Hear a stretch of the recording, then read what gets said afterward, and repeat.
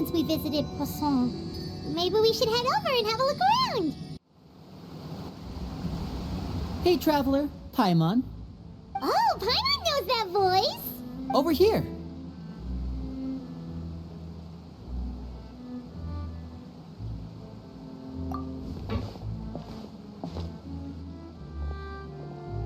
To borrow one of the more popular turns of phrase at the moment, this appears to be quite the fated reunion. Running into you two out of the blue like this has really made my day. I certainly wasn't expecting it. You can say that again. What brings you to Poisson? Yeah. Wait, Paimon's got it! You must be here for one of your magic shows, right? I don't think so.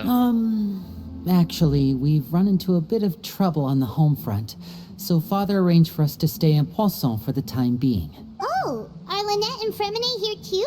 Yep, along with most of the other members of the House of the Hearth. You may have noticed Poisson seems a bit more crowded than usual. Yep. So you're saying nearly the entire organization has moved to Poisson? Sounds like you've run into way more than just a bit of trouble. Yeah. What's really going on? Well... Since the two of you are so curious, perhaps I can fill in the gaps. Okay, that was scary. You scared Paimon half to death! Father, you're here. You know... On second thought, maybe we don't need to know? It's all probably super confidential House of the Hearth stuff, right? We totally weren't trying to pry or anything. Yeah. No need to be nervous. I could sense your genuine concern from your conversation just now. Of course, I can also understand your confusion. Sending so many Fatui here to Poisson, it's only natural that some might suspect an ulterior motive to be involved. We still have our reservations about your organization. I understand. I'm well aware you've had your fair share of confrontations with the Fatui in the past, and I can't exactly guarantee that we'll remain on good terms in the future. Nope, it will never be in good terms. As for right now, however, I would say we have little reason to be at odds, wouldn't you agree? The House of the Hearth could stand to be more open with those who have worked so closely with us in the past. As for the issue at hand, well, it hardly relates to any ulterior motive. To be frank, it all stems from a certain rumor circulating around the House of the Hearth. It's an internal matter. Okay. What sort of rumor? A rumor that a certain phantom child is hiding away in the House of the Hearth. I'm getting chills A already. phantom child? Ooh, just hearing the name is giving Paimon the creeps. A spirit that should have long ceased to exist is lurking in the shadows of the House of the Hearth. So I decided to bring the children to Poisson before continuing to investigate the situation. I expect I should be able to track down the spirit fairly quickly. After that, it's just a matter of resolving the situation, if you will. It shouldn't be much trouble at all. If you're curious, or if you still have some concerns, it might be advisable to stick around for a few days. I'm sure the children would be exceedingly pleased to welcome some visitors. The youngest. Lenny, I'll leave you to entertain our guests. I have some matters to attend to. Of course, Father.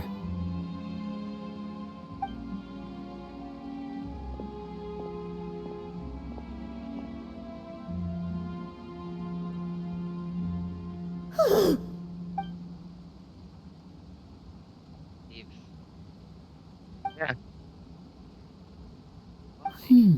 It has long been a dream of mine to invite you to our home and introduce you to my other siblings. You're quite well known in the organization already. A lot of people have been talking about you, especially after everything with the prophecy. If you're willing, why don't you stay a while and have a little chat with us? Alright. We don't have anything else to do right now anyway. But let's be clear, we're just gonna be there as guests, okay? Don't get any funny... Oh, wait a second. If we're your guests, that probably means we'll be treated to lots of yummy food, right? Damn it, Of course. During our stay in Poisson, we've been helping out the locals with some fishing. We bring in quite the bounty every day. In fact, today's the perfect chance for me to show you what I can do in the kitchen. Let's go. I'll take you to where we're staying. We rented this house from one of the locals to use as a temporary base. I'll come back later and tidy up a bit. After that, it should be all ready for you to stay in tonight. It's really kind of small for a large house of Hearth. Awesome, thanks! So, where are we off to now? Well, when I happened to run into you two earlier, I was actually in the middle of distributing some supplies. With this many people staying in Poisson, we have to bring in outside supplies every now and then. I should probably make sure the rest of these provisions get delivered. Otherwise, people might start to get antsy. Okay, we'll come with. There are all sorts of rumors about your organization floating around out there. Paimon's not sure if she could even take a wild guess as to what's true and what's not. True. But now that we finally have the chance to see a day in the life of the house, we can take a good look at how you operate. Well, you're more than welcome to come along. Just follow me.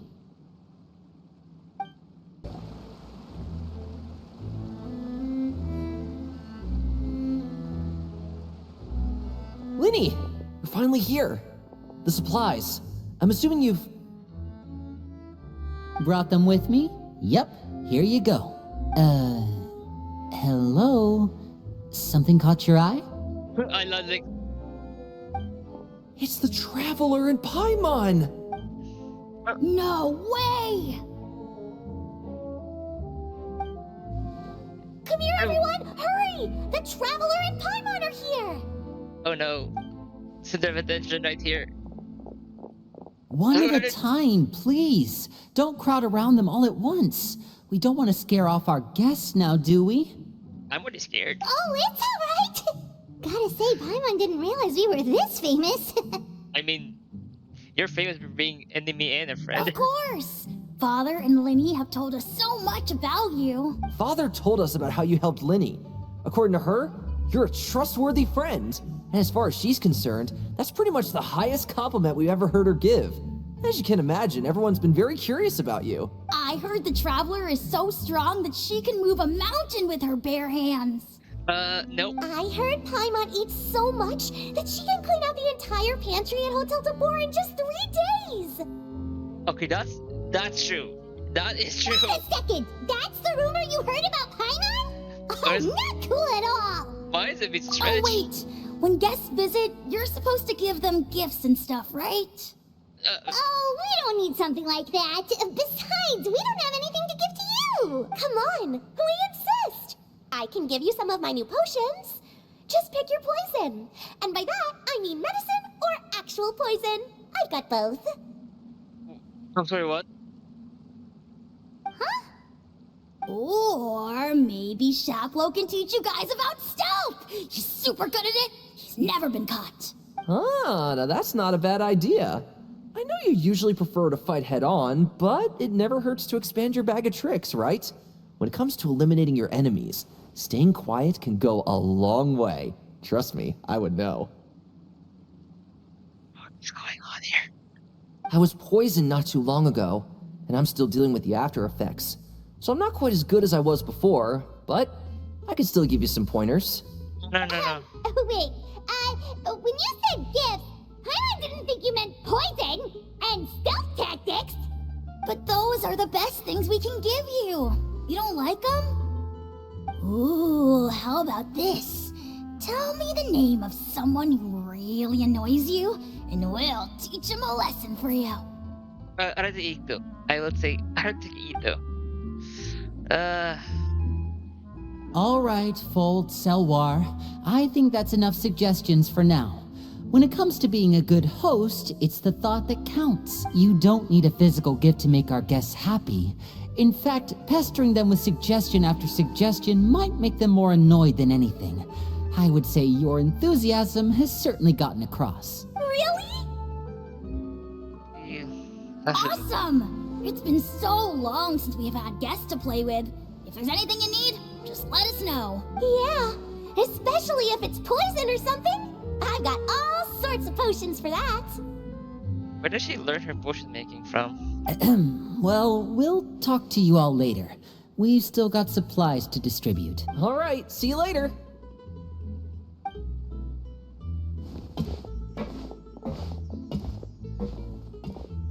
It's weird. Bye! This is just a weird family. Lenny, about all that Scared you, did it? That kind of talk comes with being part of the House of the Hearth. When Foltz was really young, he strangled all of his family pets, just out of curiosity.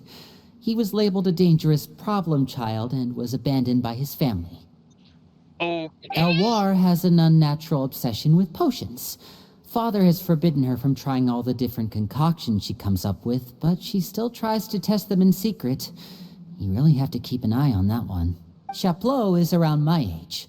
While I'm mainly responsible for collecting intelligence, he handles surveillance. He's very passionate about his work and has no reservations about taking on some very difficult missions. Wait, how? If you're both almost the same age, why is taller? I know you two probably aren't used to that kind of talk, but I can promise you they only had the best of intentions.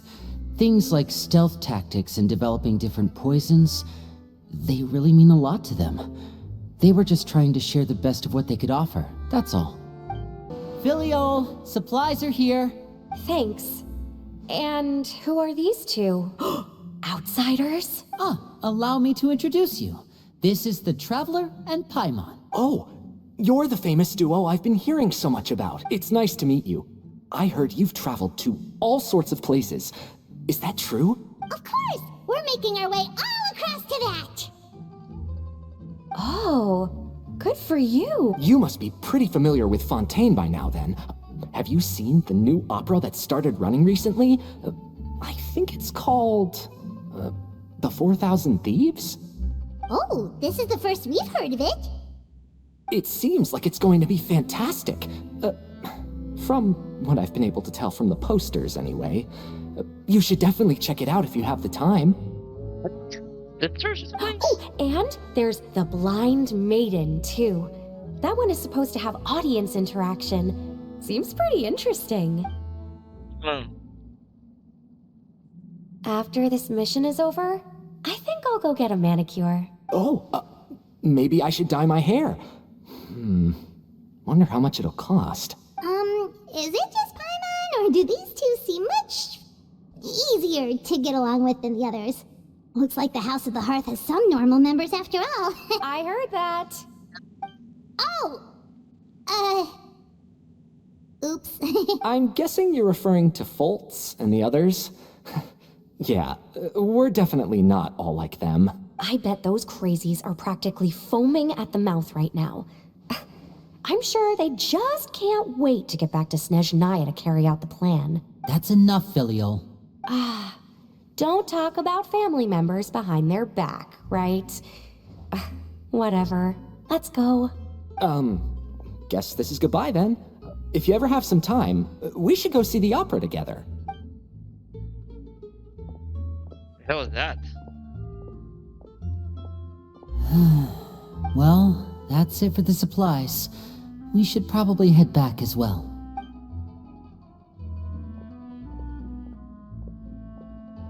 Well, they didn't seem too happy with each other. Seems like there could be something more going on here. You're right. We're only here as guests after all. Oh, Linny's getting super far ahead. Come on, let's catch up. So, what do you think of the members you've met so far? Well, Father is always encouraging us to be strong-willed and independent. So if there's one thing we've got, it's people who aren't afraid to speak their mind. Well, I should probably get cooking. Wanna join? Of course! Then let's head out and...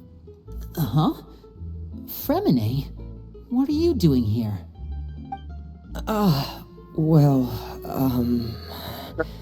Remedy. Fremine, nice to see you again! You too.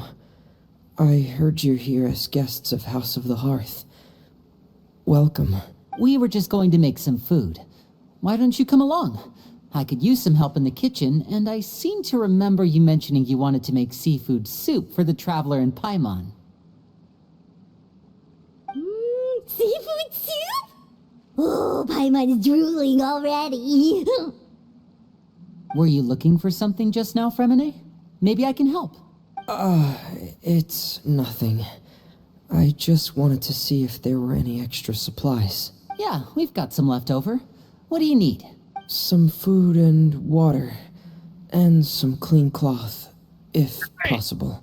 That's very suspicious. No problem. Give me a second here. Food, water, wait a minute.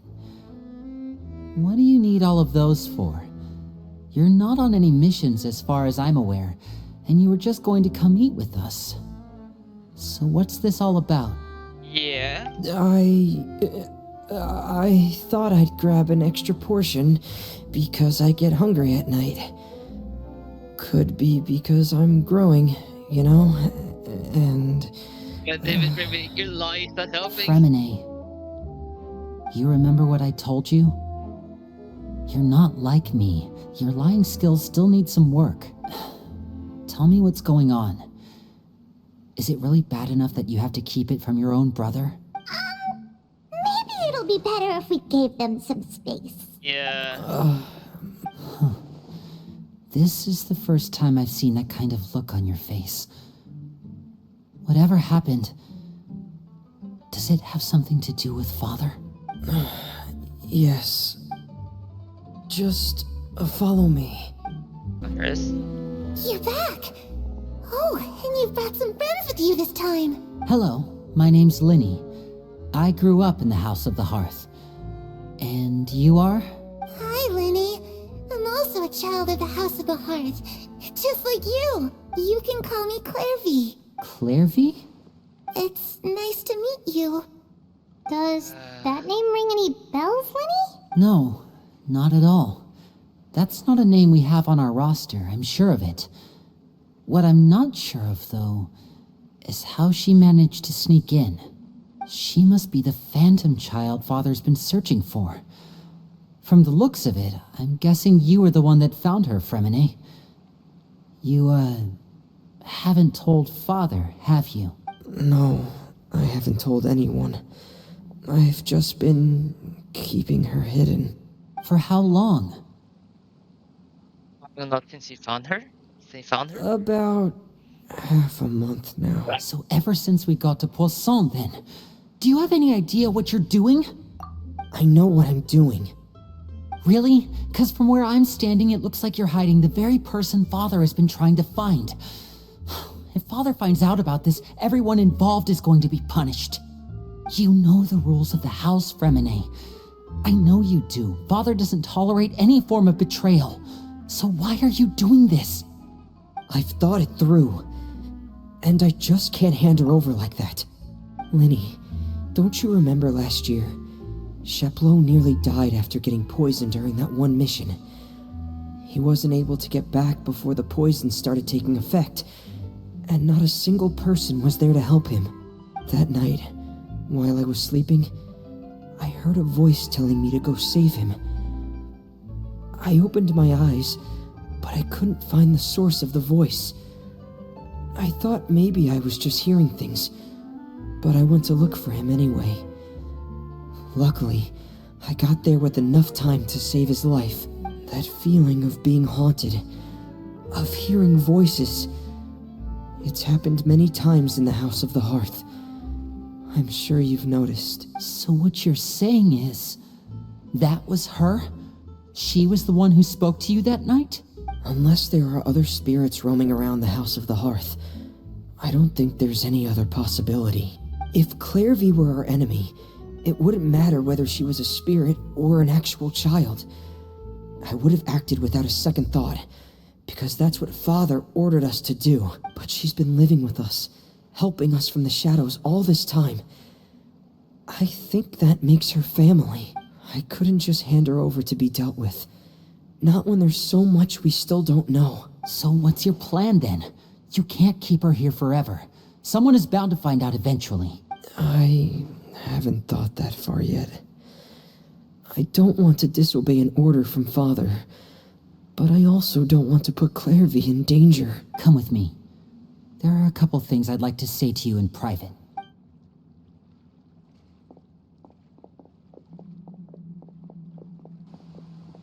How long can you hide this secret?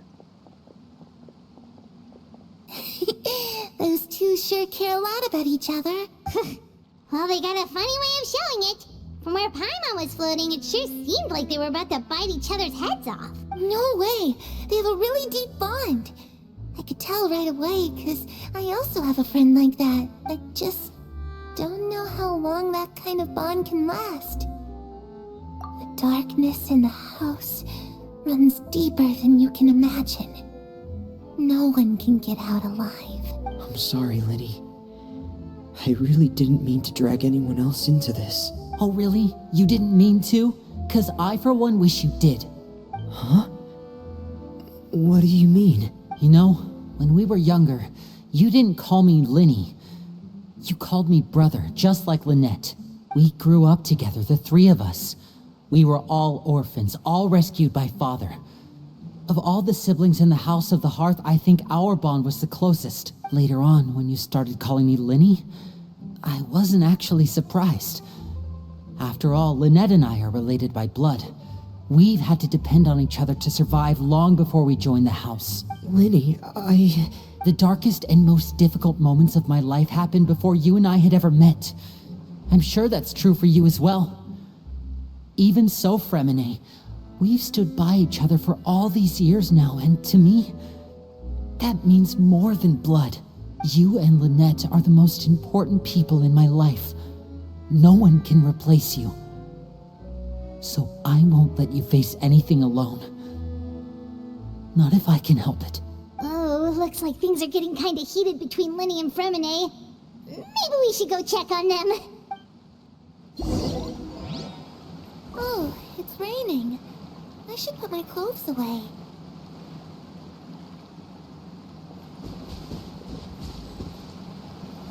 Here? What? What? Mary? Looks like she's not here either. Hey, you two! Hope we aren't interrupting anything. Like a fight, or... Oh, wait a minute, Fremine. You're not crying, are you? Is everything alright? everything's fine.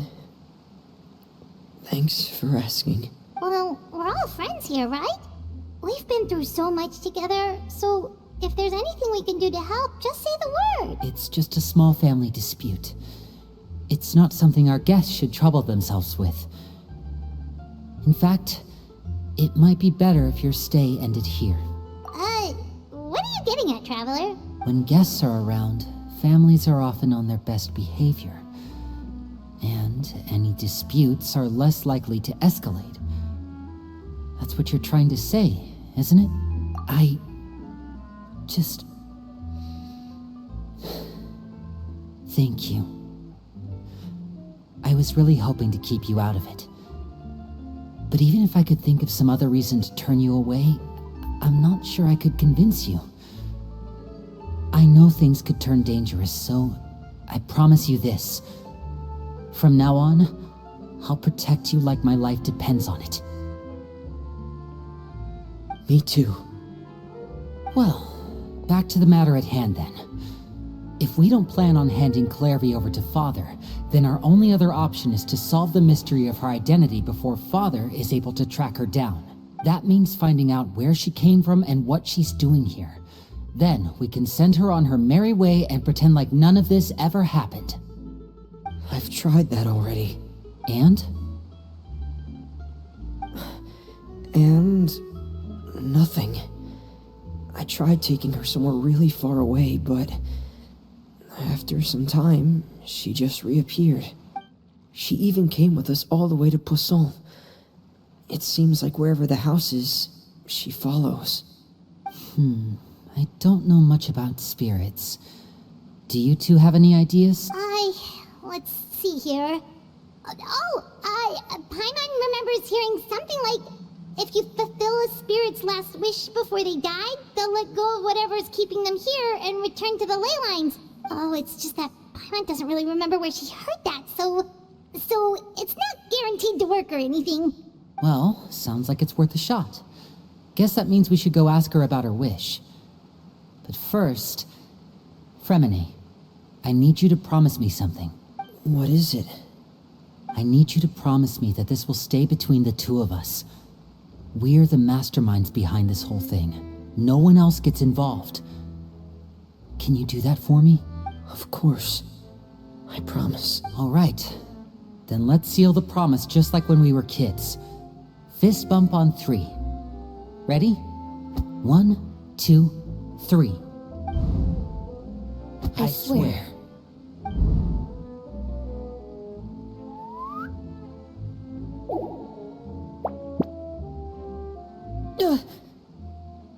Whoa! Lynette! But what a surprise! What brings you here, dear sister?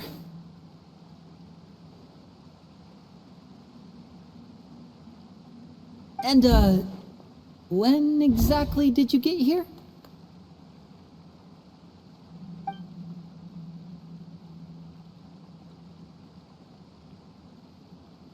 You're an idiot, brother. And you too, Fremine.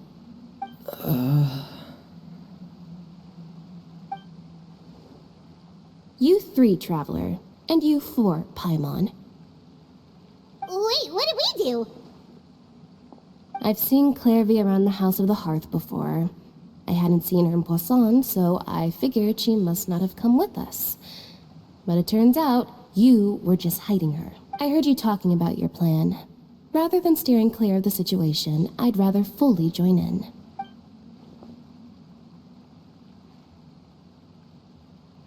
If you don't agree, I'll have no choice but to report everything back to Father. Simple as that. You're not giving us much wiggle room here, Lynette. Well, I guess we're all in this together then. After we talk to Clairvy, we'll figure out our next move. There's no time to lose. Let's go. I'm full. Thank you for bringing me this food, you guys. She said she's full, but the food doesn't look like it's even been touched. That's right.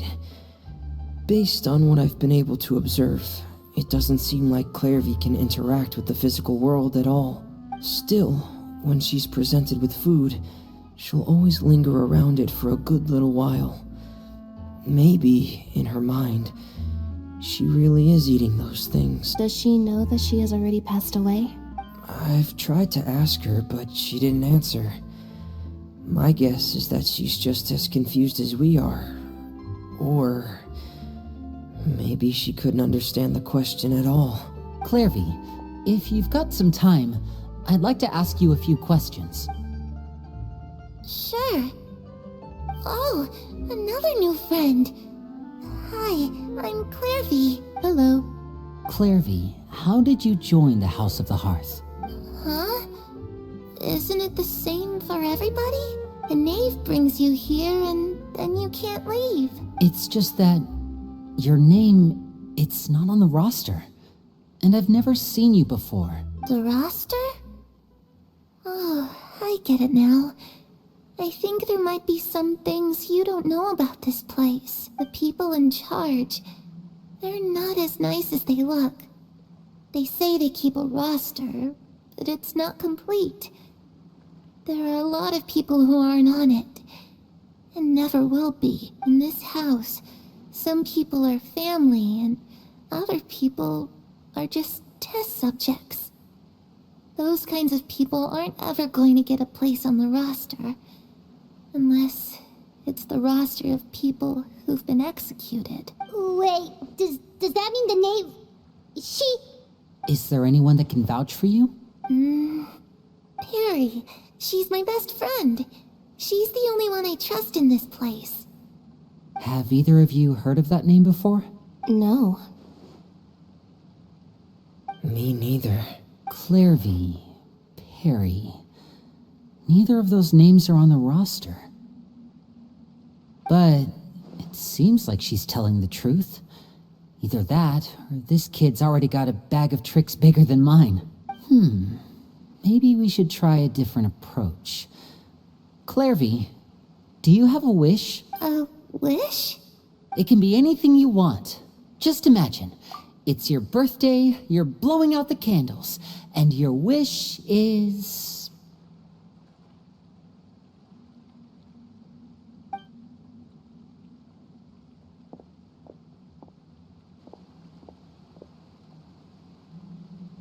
To go outside, where the sun can find me. That's it? Well, that sounds easy enough. The darkness in the house runs deeper than you can imagine. No one can get out alive.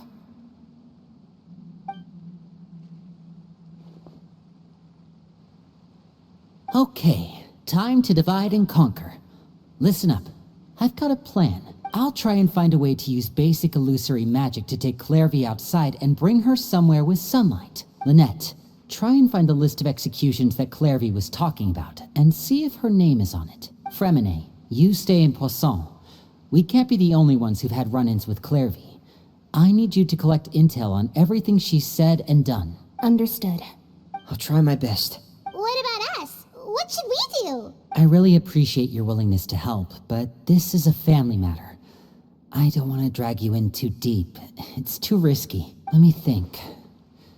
Since Father considers you to be guests, maybe you could stick by her side for a little while. You don't need to do anything except keep up some nice, casual conversation.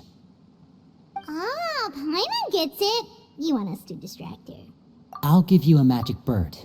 If Father suspects something, all you need to do is release it when she's not looking, and it'll alert me that something's wrong. Of course, that's only as a last resort. If Father doesn't seem to notice us, there's no need to make contact. We'll reconvene here tonight after all's said and done. He's not said that's not nearly impossible because she will know. If the worst case scenario happens and we're discovered, just tell Father everything.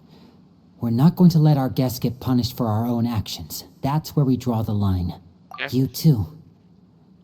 Okay, this is where we part.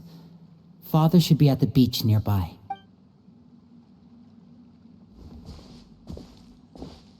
I really hope this goes well. No, it has to go well. That's the only way this can get resolved. It's the Knave and Child. Child? Hey, aren't you supposed to be in Snezhnaya recuperating? What are you still doing in Fontaine? Oh, it's you two. I didn't expect to run into you here. I was unconscious for quite a while after the fight in the Primordial Sea. After I woke up, I realized I was being taken back to Snezhnaya, and well, I couldn't have that now, could I? Not when I've still got unfinished business here in Fontaine. So, I mustered up all my strength and made the journey back on my own. What sort of unfinished business are we talking here? It has to do with Skirk, my master. I really wanted to meet up with her, but by the time I got back, she had already left. I still have so many questions for her. Without any other leads, all I could do was ask the Knave to help me track her down. She must have left behind some traces from her time in Fontaine. Her master's remaining there. I don't know. Oh, okay, so have you found any clues? Nope. Unfortunately, no. While the House of the Hearth is adept at collecting all manner of intelligence, certain existences can still manage to escape our purview. Basically, unless Master feels there's a need to meet with me, she's not going to be found. But that problem has an easy fix. I just need to become stronger, and then... Paimon thinks you should focus on getting better first. Eh? The worst of it is over. It's all thanks to that one kid from the House of the Hearth. Elwar, I think her name was. She gave me a bunch of random potions to drink. They didn't go down easy, let me tell you. Pain and chills all over. But they really did help speed up my recovery. And that's good, because it looks like I really do have to head back this time. The old man's been putting the pressure on me. He sent someone to tell me I'm needed for some sort of project. Project Stuja? Yeah, that's the one. I heard Regrador's involved too. I'm not looking forward to having to listen to all his monologuing, that's for sure. Hey, maybe you could think of a way for me to stay in Fontaine for a little longer. Helping Linny and the others brush up on their fighting skills would be far more interesting. If you and I could spar, that would be even better. I've been waiting for a chance to see you go all out. And what a sweet little daydream that is. But I also have a role to play in all this. I'll be leaving Fontaine shortly as well. Besides, considering how little they see fit to step outside the homeland, being called on to return to Snezhnaya by such illustrious dignitaries. What a great honor. Wouldn't you agree?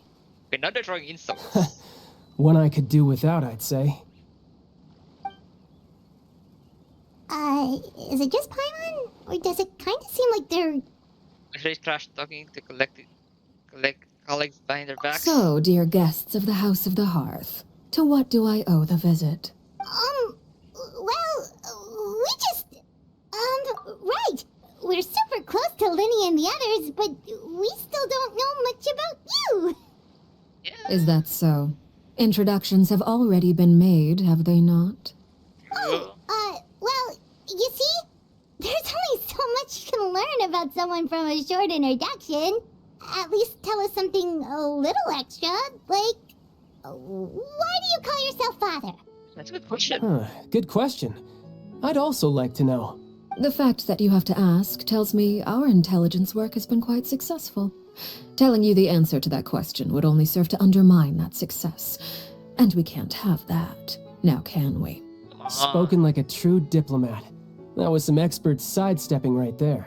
Well, if there's nothing else, I think I'll take my leave. I still have a small matter to resolve at home. Wait, don't go!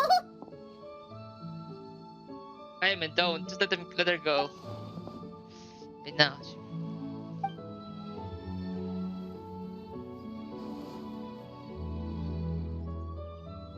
Whatever she means to you. I'd also like to hear the answer to this. I've met some of the members of your organization, and they all seemed like really good kids. They actually reminded me of Tonya and Tusser, which, by the way, if you ever betray them, I'm just letting you know, I won't let you off easy. But she won't. And why would I betray them? Well, you've already betrayed the House of the Hearth once, haven't you? At least, that's what I heard. That's a good question. Okay, I admit. That's just what the old man told me. The rooster, I mean. Yeah, the rooster. What does it mean to clear the ship? Does Knave really treat their children like test subjects? Wait, did you really do something bad to those kids? Never mind what I've done. I'm more curious as to what the mighty rooster had to say. Care to enlighten me? What trade of information's nice. Well, nothing much. Just some stuff about you taking out many other members of the House of the Hearth, and even going so far to attack your own family. I see. Based on your reaction, I'm guessing it's all a bunch of lies. Hardly. I don't appreciate his particular turns of phrase, but I suppose he didn't say anything untrue. Although, it would be more accurate to say that there is a certain level of prejudice involved, but I don't intend to clear that up just yet. Prejudice has a funny way of concealing the real truth behind certain things, an attribute that I find to be quite advantageous. Call yourself a Fontanian, for example, and people will assume all sorts of things, when the real truth is that this is simply the land where I was raised. Huh?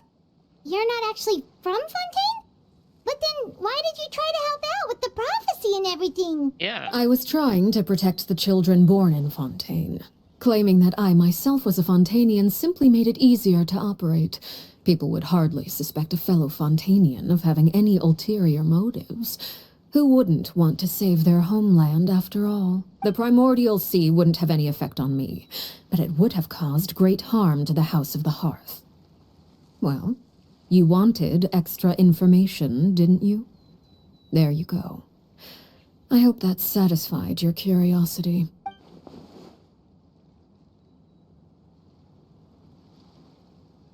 So, you stayed in Fontaine for the kids. I guess I was wrong to believe you'd betray them. Apologies. Looks like I was holding on to some prejudices myself. Good.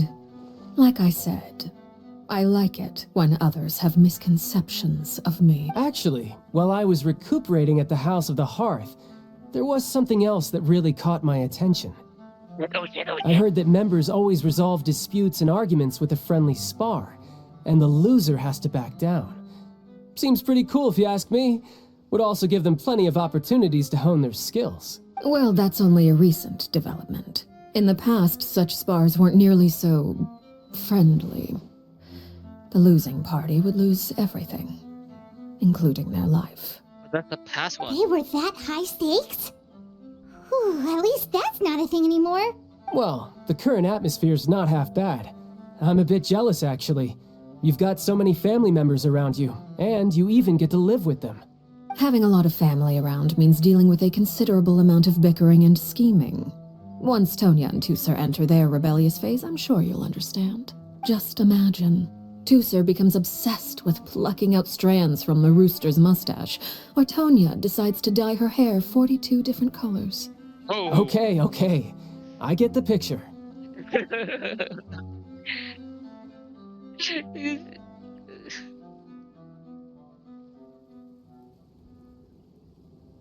Well, would you look at the time? I should probably get going. Traveler, Paimon, I'm not sure where our paths will cross next, but the next time we run into each other, we should definitely try and find some time to spar.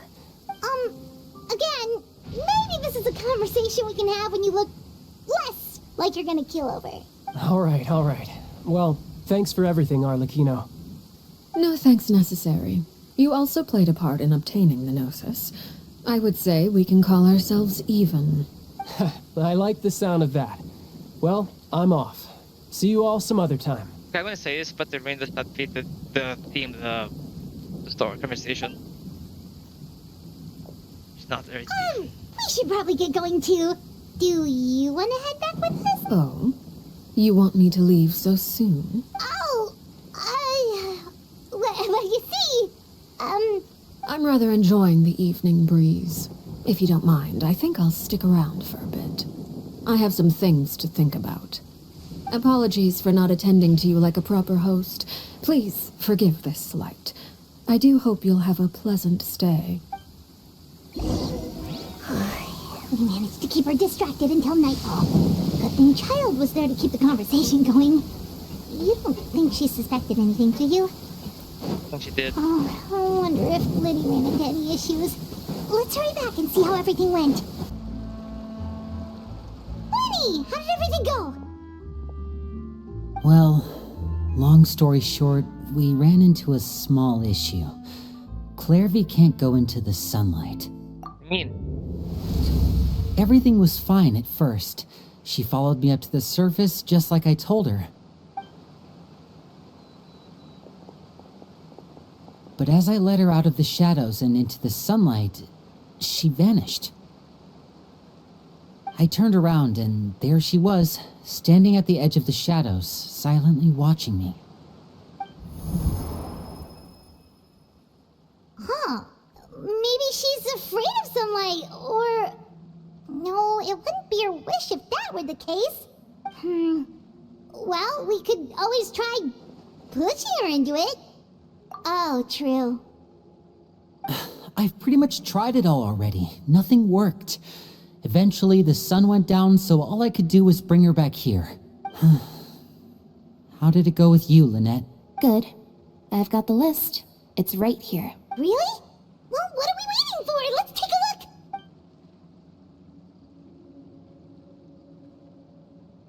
Oh, that's a lot of pages. Oh, it's gonna take forever to get through it all. We can each take a section. Here. La Pouillade, Landois, Chambel, Horaire.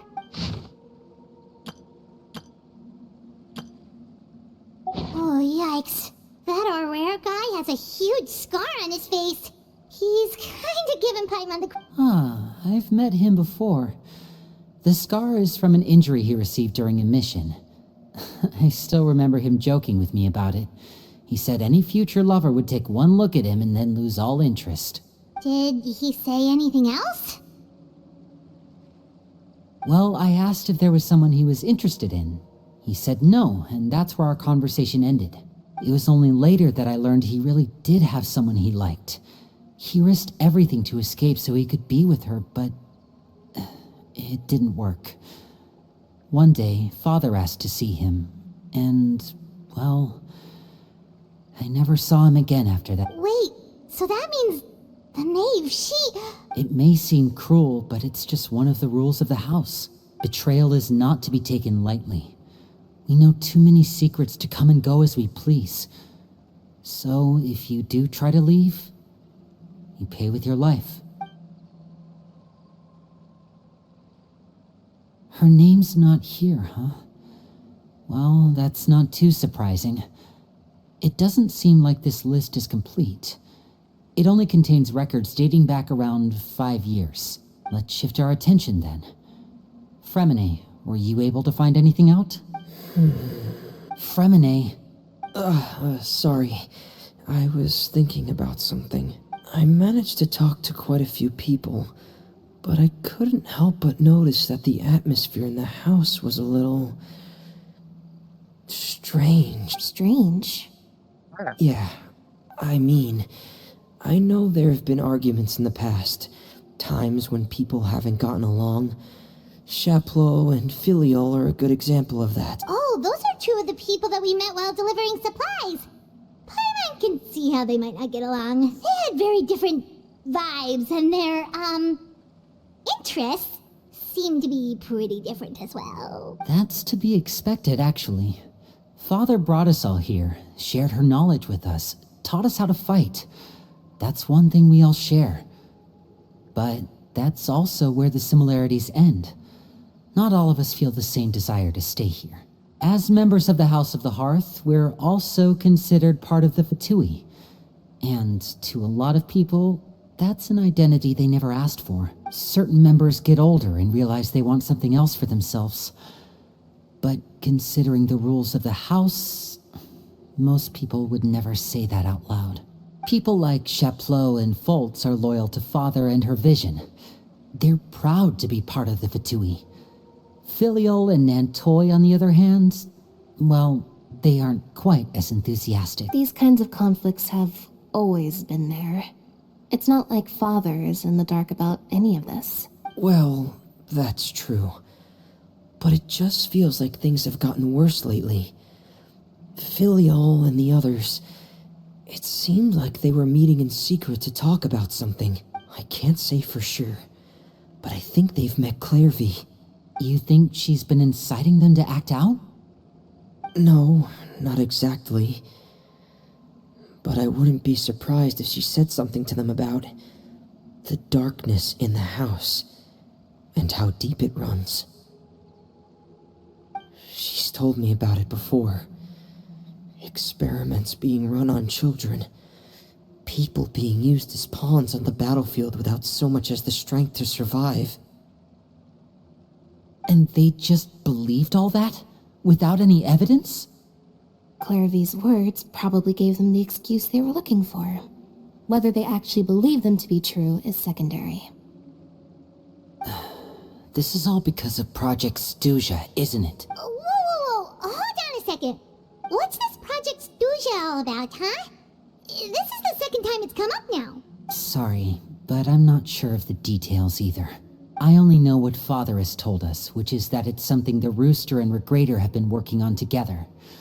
Apparently, it has to do with the Fatui's strategic plan for the future. Because the House of the Hearth was so successful in obtaining the Gnosis, we now have the honor of playing a key role in Project Stuja. Wait, but isn't that a good thing? Key role is just another way of saying dangerous role. To us, the whole thing is an inconvenience. Father thinks so too, but she's in no position to refuse.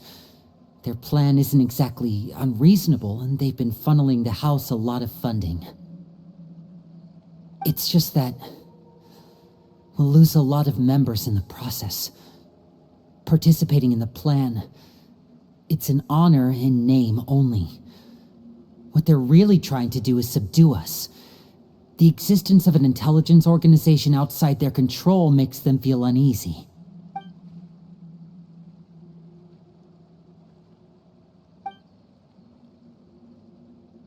Okay, super complicated top secret Fatui business aside, what does all of this have to do with the conflicts you were talking about earlier? Paimon doesn't get the connection. External pressure has a way of exacerbating internal strife.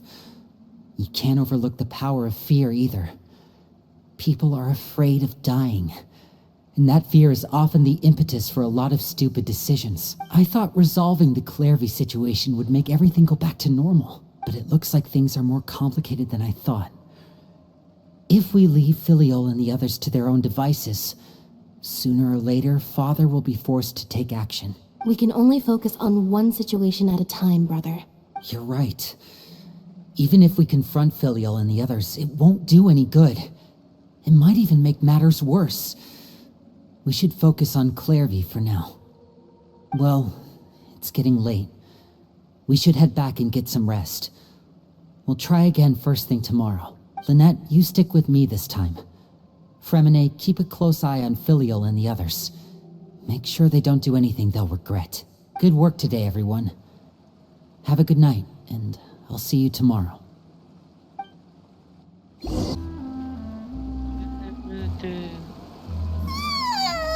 Oh, I'm always looking forward to an early night, but she can't sleep at all. Hey, you don't think the Knave will be too angry with Linny and everyone if she finds out about all this, do you? Yep. She's even scary when she smiles. If she were to actually get angry... Ooh, you have to protect Paimon if that happens, okay, Traveler? Oh, well, in that case, we should just plan on running away. We'll grab Linny and the others and we can make a break for it as fast as we can. Oh no. Look! Look over there! Quick! Let's catch up with her before anyone sees! Yeah.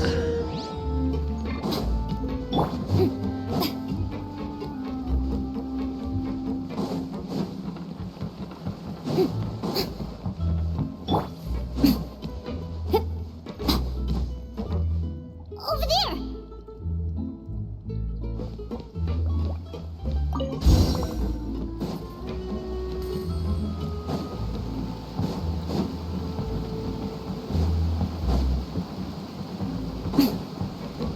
Oh, where is she going? Oh, if someone sees her, we're toast! You're already toast.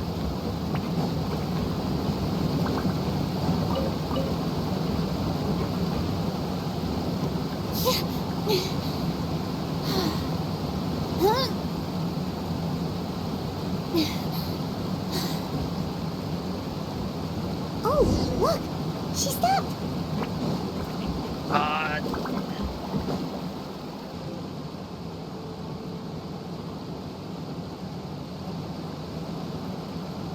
Clairvy! Shh! I opened the window while no one was looking. Oh? Look how pretty the outside is. If only I could have more than this. You probably think I'm being silly, huh? All this hopeless resisting.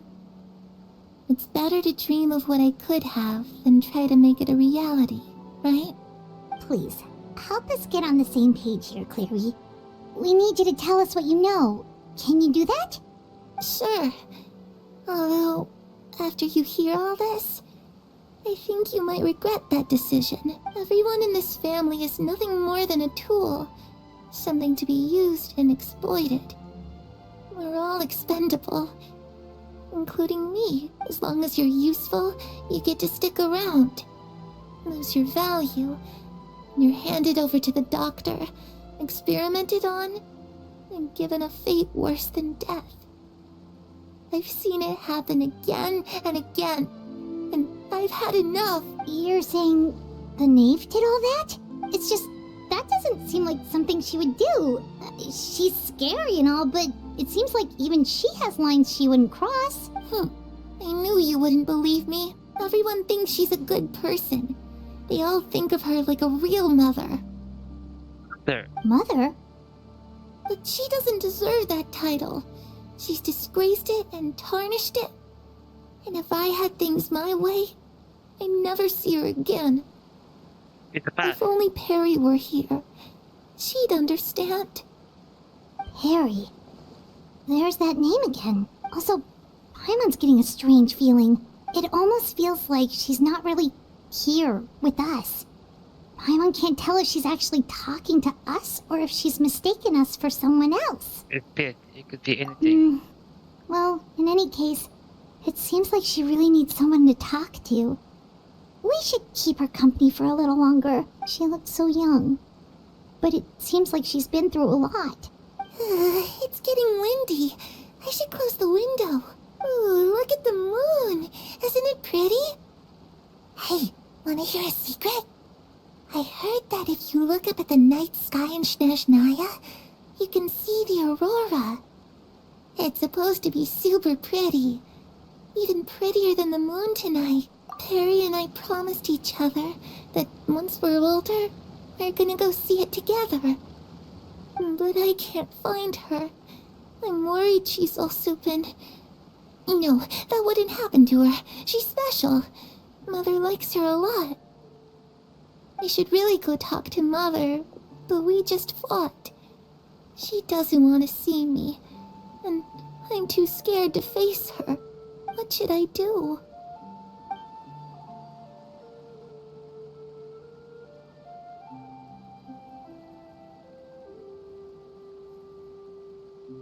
The ley line that connected to the House of Heart.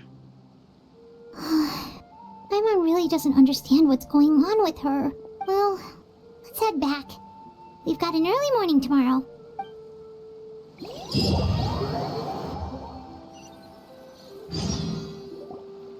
All right, looks like we're all here. Let's go ahead with the plan. I had a question. Oh? What is it? What makes you ask that? Well, we kinda ran into Clairvy last night, and that's what she told us. We met the doctor back in Sumeru. He's super dangerous, and he's done all sorts of bad things. It's possible that Father and the Doctor have had certain dealings, but I don't think Father would work with him. We're not really on the same side, so there's not a lot of trust between them. That doesn't exactly set the stage for a successful partnership. I did hear, though, that when Father first became a Harbinger, the Doctor offered to work with the House of the Hearth. Father rejected most of his proposals, except for one. It had to do with some sort of secret experiment. Secret experiment? Could that be what Clairvy was talking about? I don't think so. I don't know any details about the experiment itself, but I do know it's an entirely independent operation. The Doctor only proposed a direction for the research. That was the extent of his involvement. I still don't think that counts as working together. The details of the experiment are confidential, but complete records are kept on all participants. That doesn't seem to be the case with the situation Clairvy referred to. I know you don't agree with some of the Fatui's methods, and I'm not asking you to. But I am asking you to trust us on this. The House of the Hearth has its own principles. There are certain lines we're not willing to cross. Alright, that's good to hear at least. Clairvy seems to think the Knave and the Doctor worked together to do something horrible. If that turned out to be true, Paimon doesn't know how he would even face you guys. It's just that it doesn't seem like Clairvy is lying either. The easiest thing to do would be just ask the Knave directly, but Paimon doesn't think she'd tell us. Father didn't come back last night. She's probably still near the shore. We'll be counting on you to distract her. Lynette, you're with me. Fremine, you know what to do. Be on your guard, everyone. All right, let's get to it.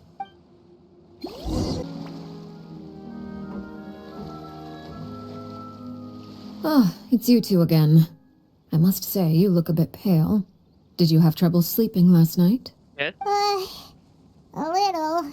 Perhaps if you had less on your mind, you'd be able to absolve yourself of such troubles. So what are you planning to do now? Catch up on some sleep? Or should I give you some time to rack your brain for a topic to discuss before I ask any questions? Better. Although I must profess to being curious. Without child here, how do you plan on distracting me? She knows. Of course she knows. Us? Distract you? A good one. But no, we were just here for a chat. See through the lies. Looks like you could have used some extra time to think. No matter. If you don't have any other plans, why don't you accompany me somewhere? Don't worry. I'll be sure to steer clear of any scheming children. The ocean breeze is sure nice today. Everything's in. Children always think they can hide things from the grown-ups, but nothing gets past me. Least of all, a little scheming. I think I'll let them have at it for a little longer. I can be very patient. Well, I'll leave you to think things over. If you're so inclined, meet me outside the Palais Mermonia. You know, of course. Good things come to children who do as they're told. So I do hope you decide to tag along. If only for your friends' sakes. Yep. What should we do? She clearly knows about everything we've been doing, and Paimon doesn't think it'd be a stretch to say she was threatening us just now.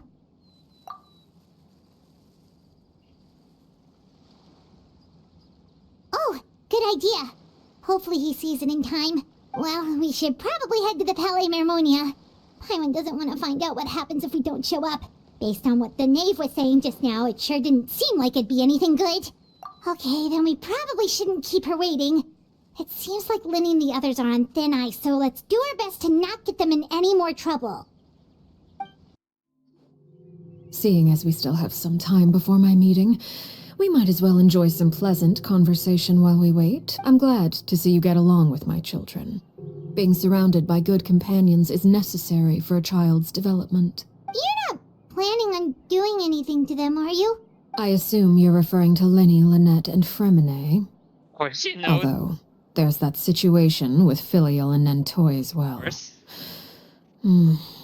It appears quite a few people have been acting out lately. No matter. I'm not one to discriminate. All those who betray the house meet the same fate. There are no exceptions. Does that mean you're going to kill them? Oh, are you here to beg for their lives? I'm sorry to disappoint, but the rules of the house change for no one. In my organization, everyone is responsible for their own actions. But don't you care about them at all? They really respect you. They even call you father. You must feel something for them.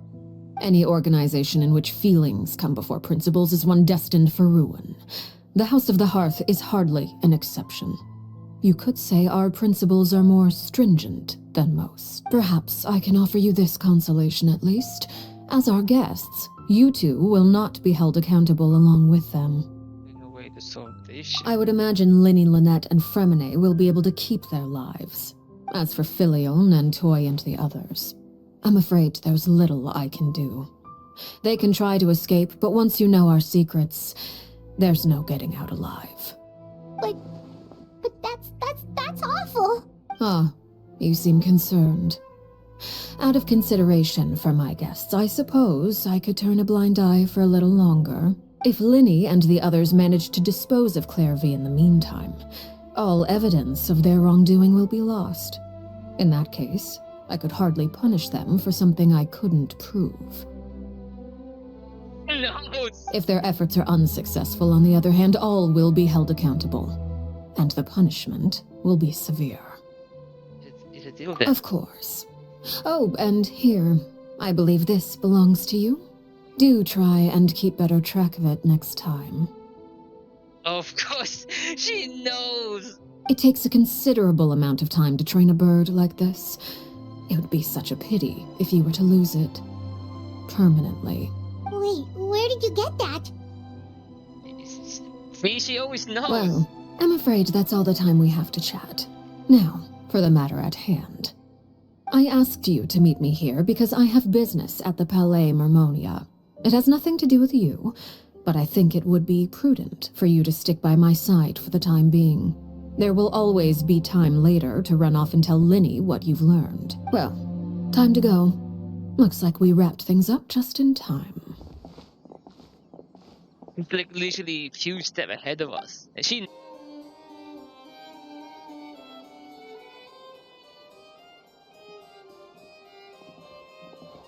It's been a while, Monsieur Neuvillette. I must say, I wasn't expecting my meeting request to be approved quite so quickly. The Palais Mermonia operates with an efficiency worthy of admiration. It is only right that an esteemed diplomat such as yourself should be afforded the proper level of respect. Although, if I may speak plainly, I must confess that I did not anticipate we would have the occasion to meet again after presenting you with the Gnosis. I see you brought the Traveler and Paimon with you as well. If I may inquire as to the purpose of your visit. I'll be departing Fontaine shortly. There is, however, an outstanding matter that I would like to see resolved before I go. Oh. It requires a rather lengthy explanation, I'm afraid. So I took the liberty of explaining everything in this proposal. Please review it at your leisure, Monsieur Neuvillette.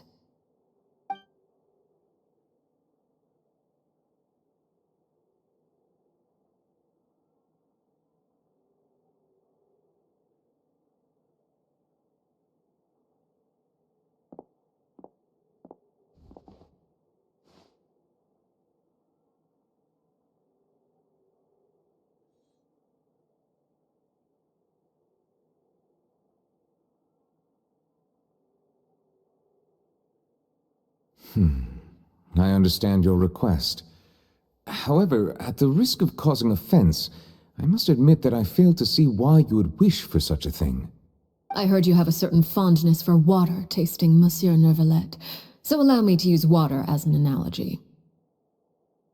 A family is like a large body of water with countless rivers flowing in and out. As someone who watches over this system, I would hope that each river that flows from the source will eventually reach the ocean. Of course, objectively speaking, I know this is impossible. Most of the rivers will dry up along the way, disappearing into the ground and leaving nothing but a barren riverbed behind. Not all rivers are destined to reach the ocean, but I would not see their existence rendered meaningless. I believe the water that flows within them is simply meant for a different destination, like a field in need of irrigation. Or perhaps the glass of a certain water-tasting enthusiast. Did you get any of that, Traveler? Your words paint an optimistic picture indeed. Allow me to remind you, however, few among us are willing to sip from a glass filled with tainted water. It may have been tainted at one point in time, but not to worry. I'll make sure it's strained of all impurities and returned to its cleanest form.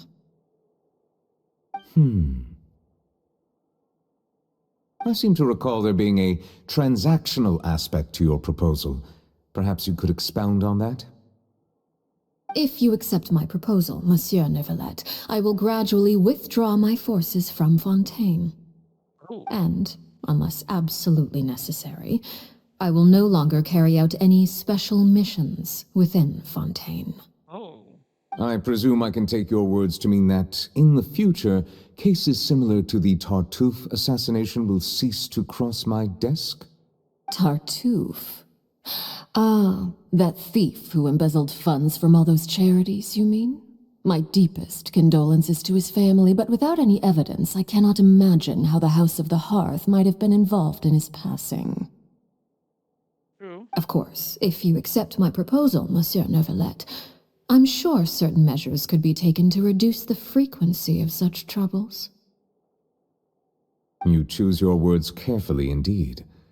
In that case, I am inclined to accept your proposal.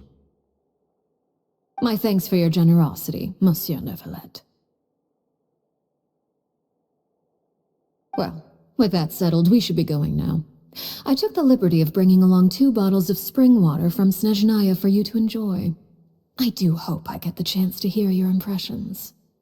Perhaps at our next meeting, yes? Indeed. I trust you would not overlook your commitment in the meantime. All right, Traveler Paimon. Time to go.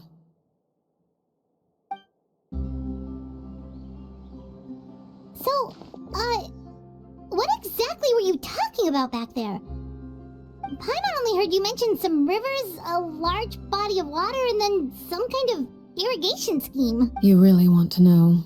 I would Yeah. imagine there might be more pressing concerns at the moment. Winnie, Paimon really hopes everything's going okay. Oh, Paimon recognizes that look. You've got your tiki cap on, don't you, Traveler?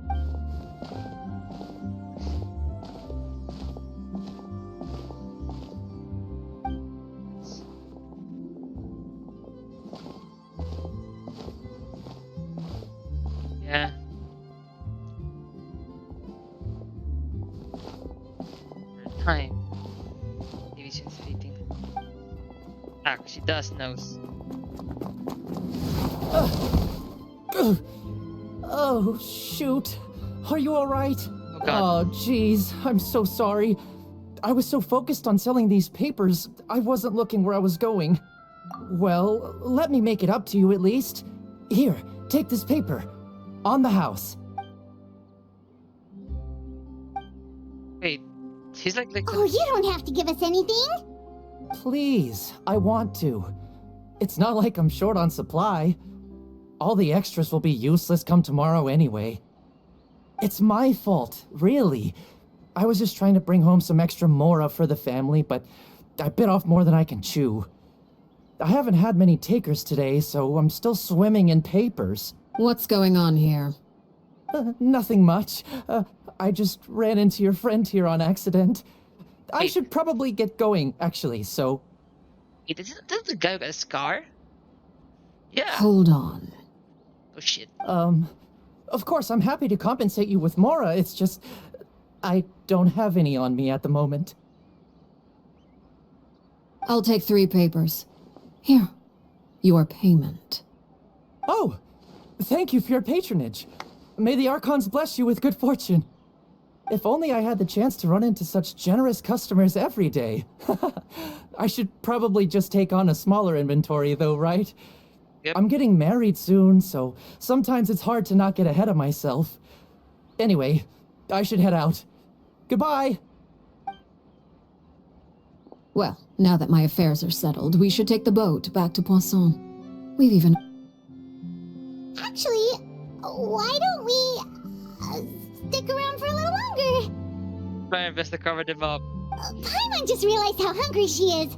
She can't head back to Poisson on an empty stomach. God damn it, Paimon. You're really feeling hard. It appears you two are under the impression that delaying our return will somehow alter the situation in your favor. Yes. I'm sorry to ruin your fantasy, but your efforts are meaningless. That being said, I could be persuaded to give Linny some extra time. I just have one condition. Oh? If you agree to my request, I'll even answer some of your questions. You're quite curious about Clairvy, are you not? And my relationship to her. Wait, why are you being so generous all of a sudden? Yeah? You're not gonna ask us to do something bad, are you? No. You overestimate yourself. You don't have the talent for bad things. Then what can you possibly... The most important consideration in a negotiation is that both sides receive something they want. Demands and threats only get you so far. Let's hear it. Wonderful. Here it is. When the time comes, make the choice that you deem most appropriate in the situation, and lend your help to the House of the Hearth. Oh. Okay, sounds normal enough. But what do you mean, when the time comes? When is that supposed to be? That is for you to decide. Yep, with a tight spot. Accept Then we have a petition. deal. Follow me.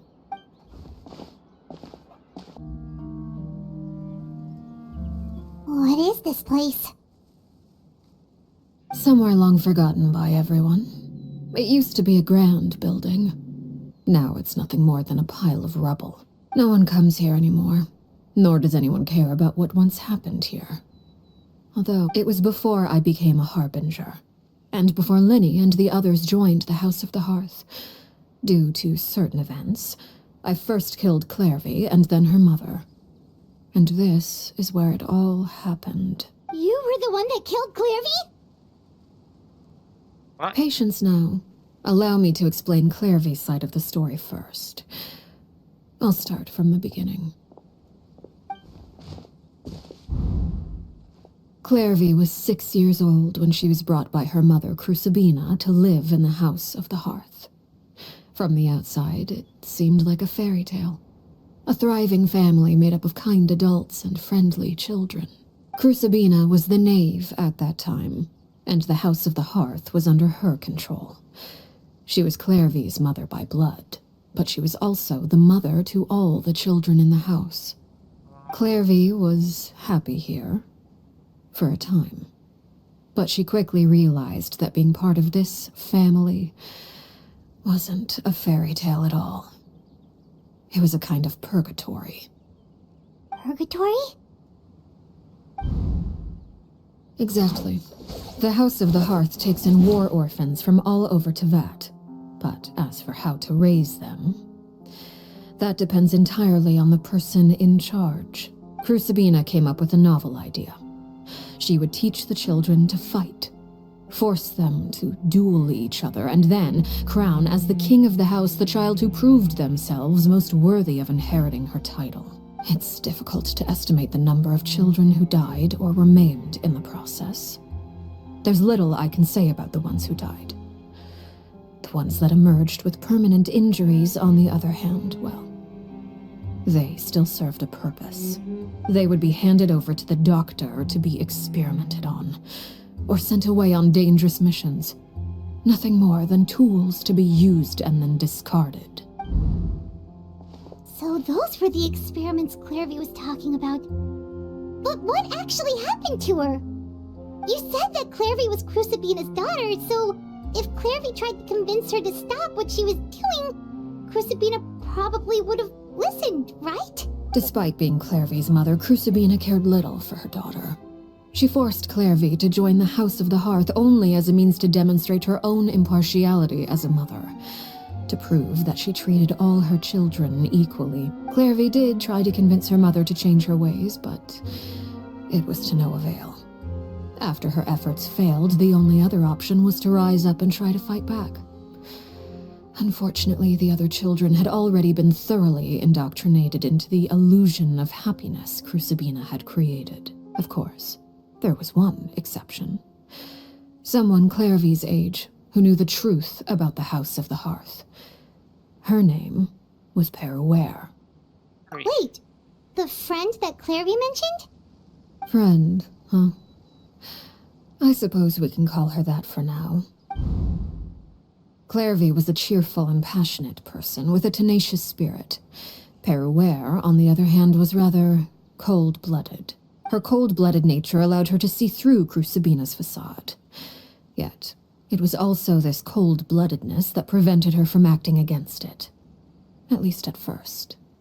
While Clairvy longed for freedom, Peruere was convinced that, amid all the fighting and violence, she would make it until the end. Despite their differences, the two became fast friends, united by their knowledge of the truth. Clairvy told Peruere that she hoped to create a real family, where no one would be killed or sacrificed. There may have been a certain naivete to her ideas, but Clairvy proved her determination many times over. She tried countless times to run away, ask for help, or expose the truth. But her efforts only earned her beating after beating. The only thing that kept her going was her strength of will. Even with her body racked with pain, she would still stand on her tiptoes and open the window at night. She and Peruere would look out at the moon together, a fierce longing for freedom shining in her eyes. But one day that light simply vanished. Oh no. What happened? Her hopelessness resulted from a culmination of things. 10 years had passed. 10 years worth of failure after failure. She and Peruere weren't children anymore, but finding any chance to escape still seemed as hopeless as ever. It was during this time that Peruere suggested a new plan. If escaping was out of the question, why not take down the very person sitting on top of this throne of lies? Mother herself. Clairvy rejected that proposal. She claimed that, as a famous harbinger, Crucibina possessed an unimaginable amount of power.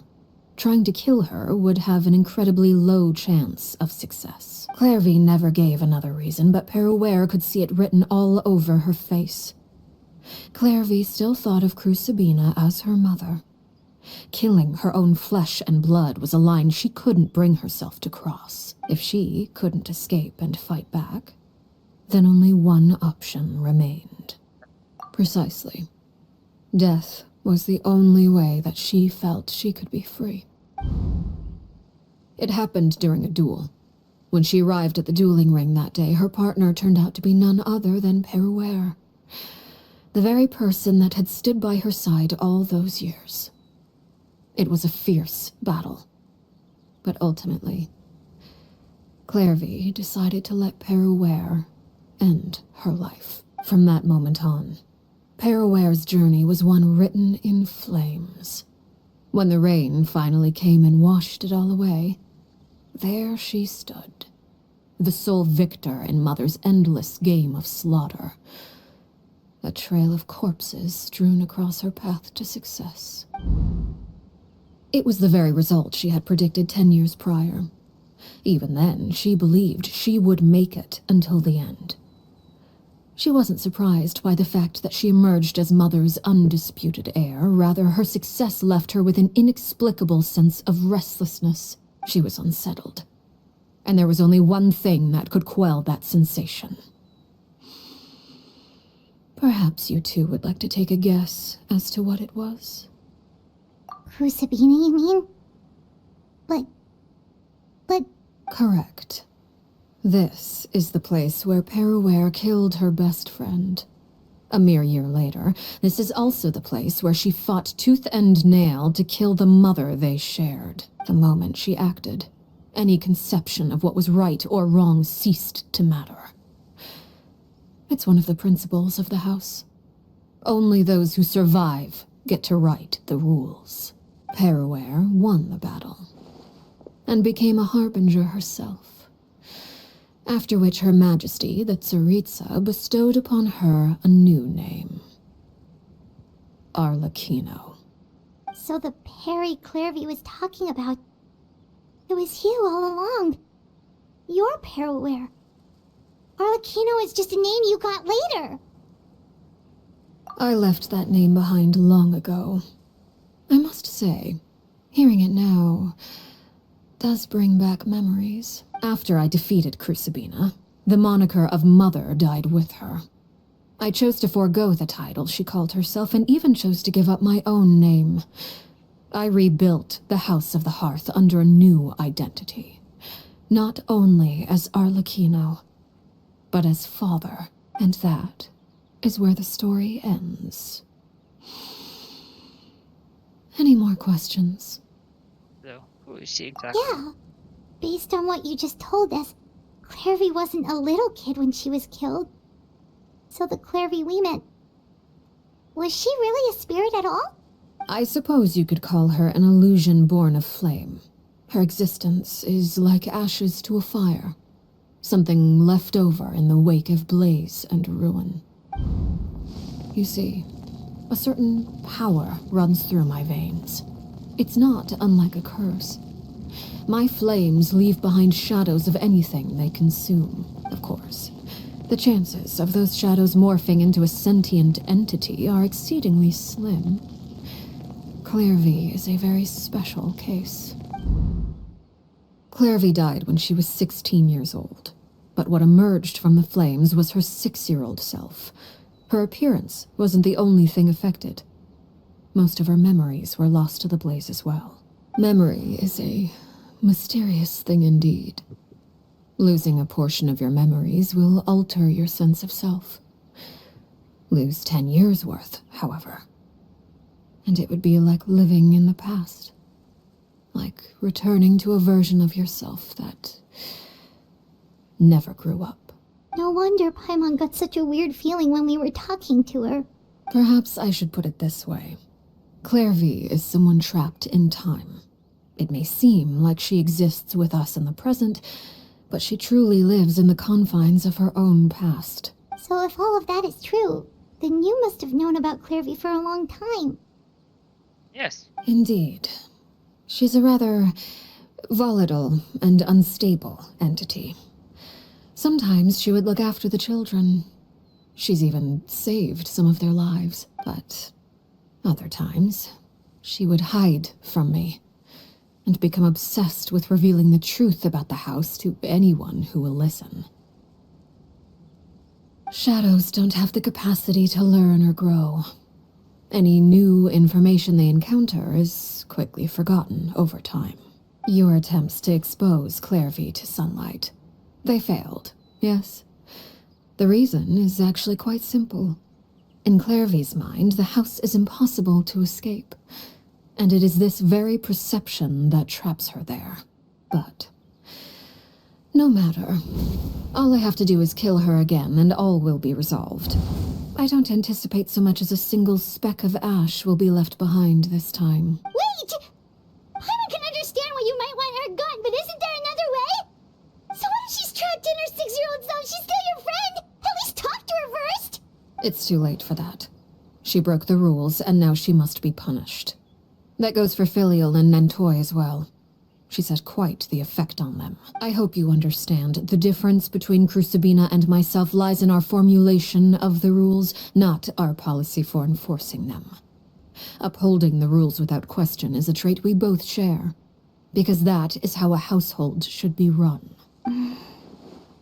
Is this really what you want to do? Whatever could you mean? Don't you want to say a proper goodbye at least? Whether as a killer or as a father, there are two things that must be avoided at all costs. Anger and sorrow. Anger makes you impulsive.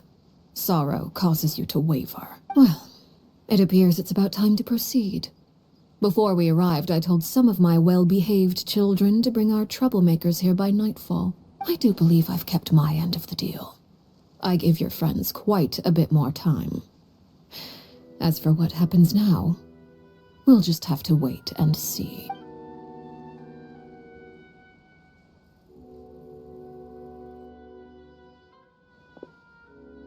Here they are, Father.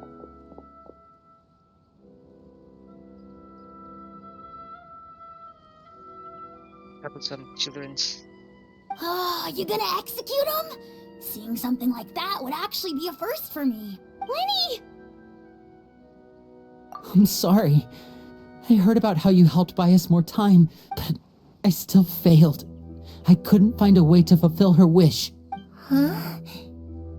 Are you... Perry? Indeed, it's been a while, Clairvy. Perry! Shh, stay right there. I'm sorry to postpone our reunion, but first I believe certain scores need settling.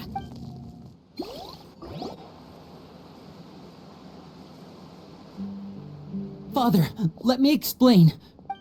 Need to explain. Out of my way. Father! You chose to conceal a threat to the house, and for that, you must be punished. Overall, however, I suppose your wrongdoing is hardly the most egregious of the bunch, so I'll deal with your punishments later.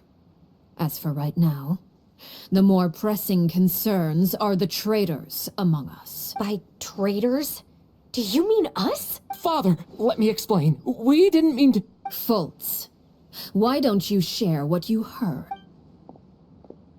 Yes, Father. Secret Midnight Meeting number 3. Participants, Filial, Nantoy, Sato, Toddy. Nantoy clearly said, if only Father wasn't the one who took us in. Sato added, I'm sick of this life. I just want to live as a normal person. Filial was the worst of them all. She called us crazies and said a bunch of mean things about Father. I did not! You're lying! Fultz is trying to frame us. It's not like I'm the only one who heard those things. After that, you and Toddy and a bunch of other people started talking about Clairvy. You were using all those things Clairvy brought up as an excuse to question Father. We're birds locked in a cage. The only way out is to destroy it. That's what you said, wasn't it? You little... You just want me gone, don't you? What did I ever do to you, huh? And you, Sheplo, have you forgotten who stood by your sickbed, watched over you, and changed your dressings? Come on, let's hear it then. What's your reason for all this?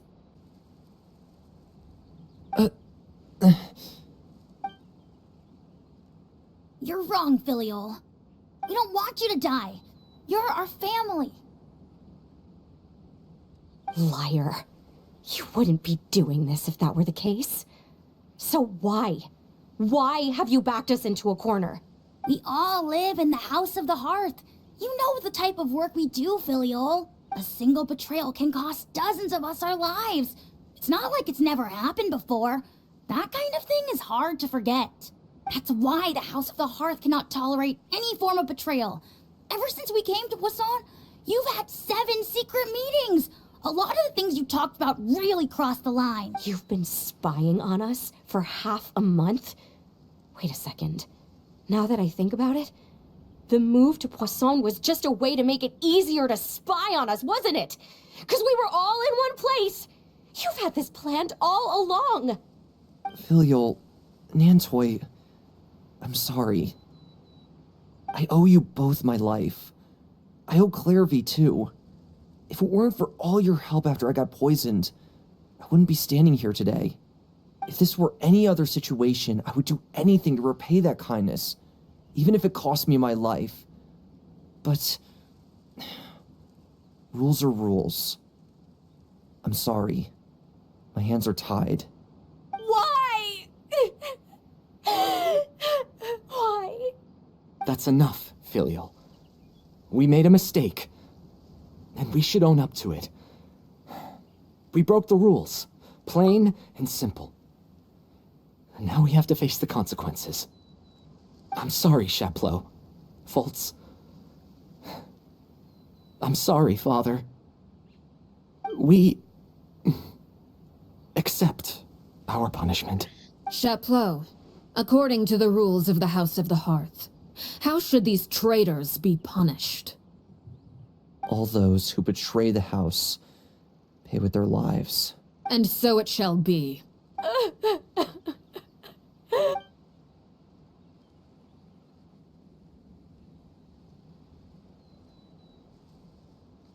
Father, please wait! Something you want to say, Linny? Please reconsider, Father. What Filial and the others did, does it really count as betrayal? We all come from broken families. From the very first day we joined the House of the Hearth, we wanted nothing more than to make it a real home. But the truth is, none of us know what a real home should look like. I'm not saying I have all the answers. All I know is this. Killing Filial and the others may uphold the rules, but doing so will only bring us further away from being a real family than we've ever been. So please, Father, please, reconsider. I agree with Linny. Father, please. Linny, you... I also agree with Linny. An order once given cannot be rescinded. However, given the extent of your determination, I suppose we shall have to go about this a different way. Draw your weapons and face me. Our weapons? Father, are you referring to a duel? Precisely. The rules of the house will not be altered. Traitors must be punished. However, resolving disputes with a duel is also one of our rules, one that also applies to me. Demonstrate a sufficient showing of strength, and I shall offer a concession. God. Sounds so dumb in that. Wait. Beat Father in a duel? Impossible. Father is way too strong, even for Lenny.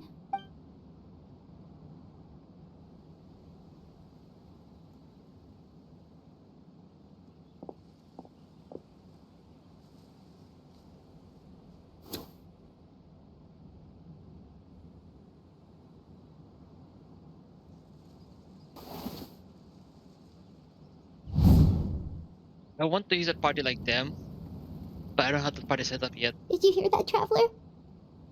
Lenny and the others have to duel the Knave. What should we do? Can they really win something like that? If they lose, those people from the house are really gonna be executed. Hey, are you listening?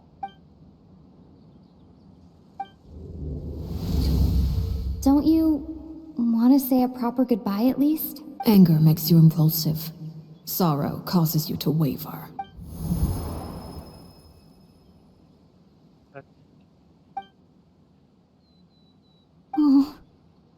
Looking at that expression on her face, she seems really serious about this. Guess that means there's no chance she's throwing the duel on purpose, huh? When guests are around, families are often on their best behavior. And any disputes are less likely to escalate. When the time comes, make the choice that you deem most appropriate in the situation, and lend your help to the House of the Hearth. What's wrong, Traveler? Hey, where are you going? Traveler?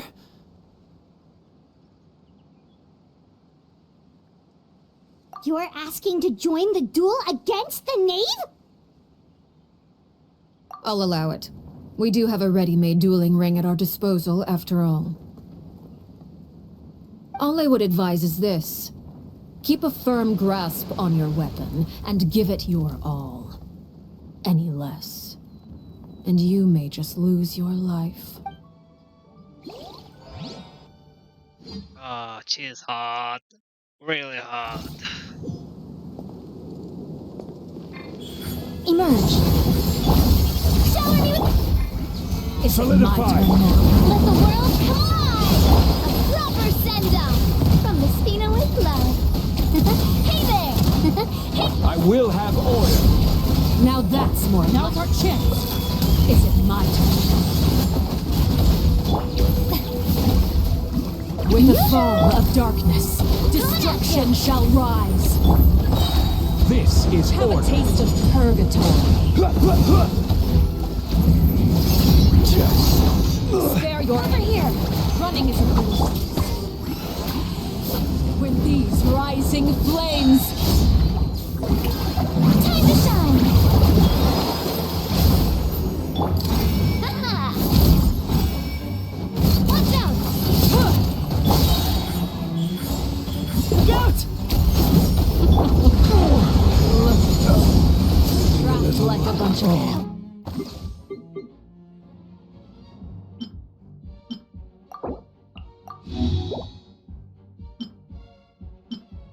Oh.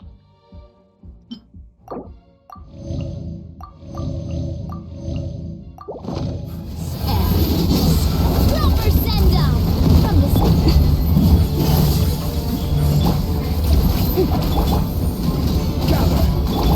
Watch out! Not bad. You've proven to be a worthy opponent out.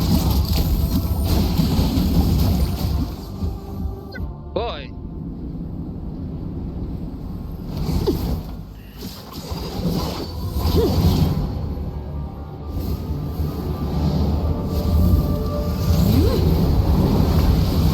Do you have fire vision and a fire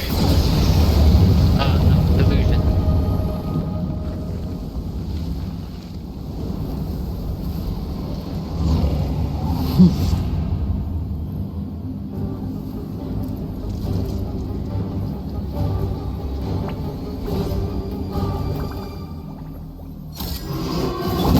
Right here, emerge. The way. My blade is all that remains.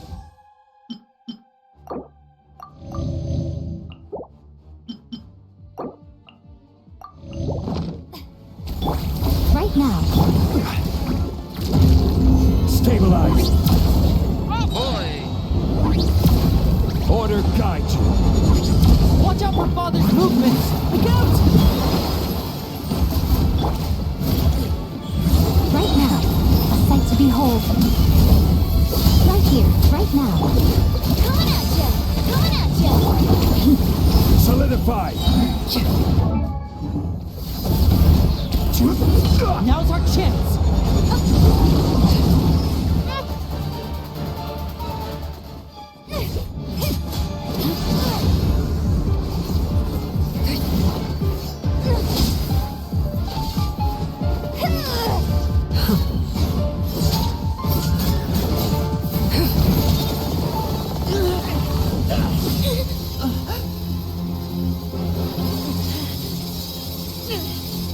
You should know better than to crowd in one place.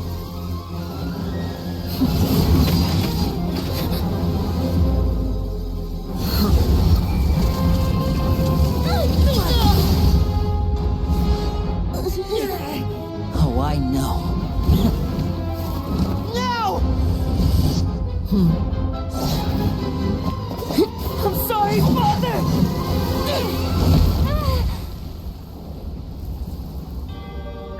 promise not to kill, but rather to... Sorry for what? This pitiful excuse for an attack. Protect you.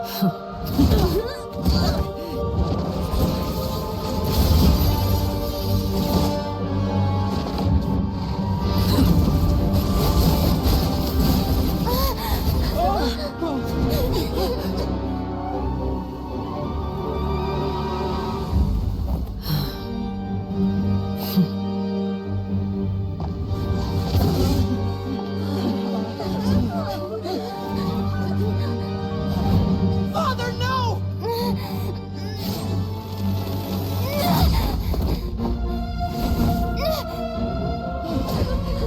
Made it out, did you? You're stronger than I expected.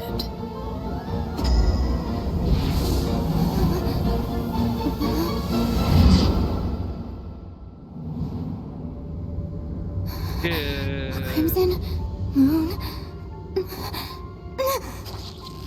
I can't move. It's like a black hole.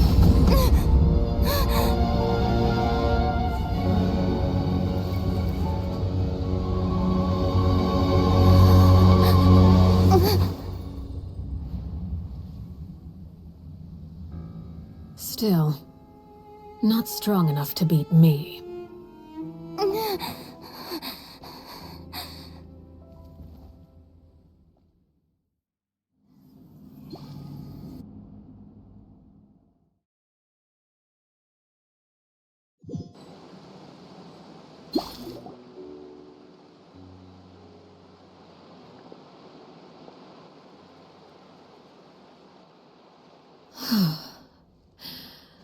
I believe we can end things here. It's not often that we get to enjoy the company of guests, after all. We wouldn't want things to get too out of hand. Brother, are you all right? Lenny! Given that I am the victor of this duel, as agreed, the punishment stands. No! I never thought things would end like this. However, everyone involved in the duel demonstrated a remarkable level of strength and determination. In light of this, I'm prepared to change the method of execution. Elwar, the bottled flames I gave you for safekeeping. Do you still have them? Yes? I wasn't sure what they were for, but I've kept them super safe. I didn't lose a single one. Wonderful. Then, in just a moment, I'll have you administer them. Bottled flames? Indeed. They're the product of a secret experiment. Under certain special circumstances, flames can be extracted from my person and preserved. Once ingested, searing pain will spread across every inch of your body. No harm will come to you physically, but your memories will be burned away, if you can withstand the pain. When you awake, you'll have forgotten everything you know about the House of the Hearth, and will be expelled from the organization. In other words, administering this concoction will kill the version of you that grew up in the house, and give you a new identity.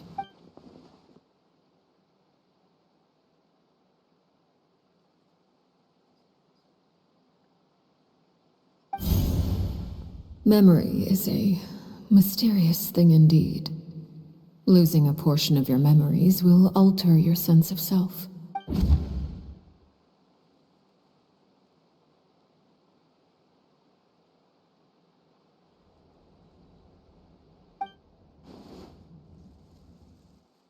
So, you're just letting us go, Father? You misunderstand. Memories are extremely important. Once consumed by flame, the version of you standing before me will die, and our secrets will die with you. So no, I don't intend to just let you go, because the person who survives will be nothing but a stranger. Even so, I won't have to live in fear anymore. I'm sorry, Father. I'm sorry I let you down. But I really Don't cry, Filial. You haven't left the house yet, so there are still rules to be followed, yes? Remember what I taught you. Anger makes you impulsive, sorrow causes you to waver. Don't let yourself be controlled by your emotions. Of course. I'll remember. Dry your tears, and go pursue the life you really want. Yes, Father. Chaplot, Foltz, Elwar, take them back to Poisson. And bring Linny and the others as well. I prepared 3 extra vials of bottled flames. As for whether to take them, the choice is yours. Goodbye, children. The next time we meet, I will no longer be your father. Thank you for all you've done for the house.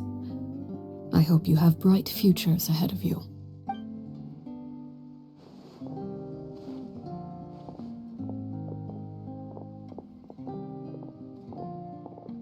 Father. Let's go. 5 here will be removed. Here, grab my arm, Linny. I'll help you walk back. Thank you.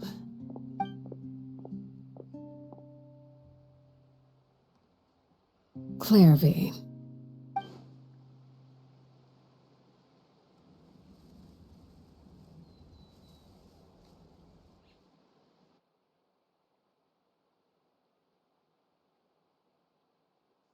Can we talk now?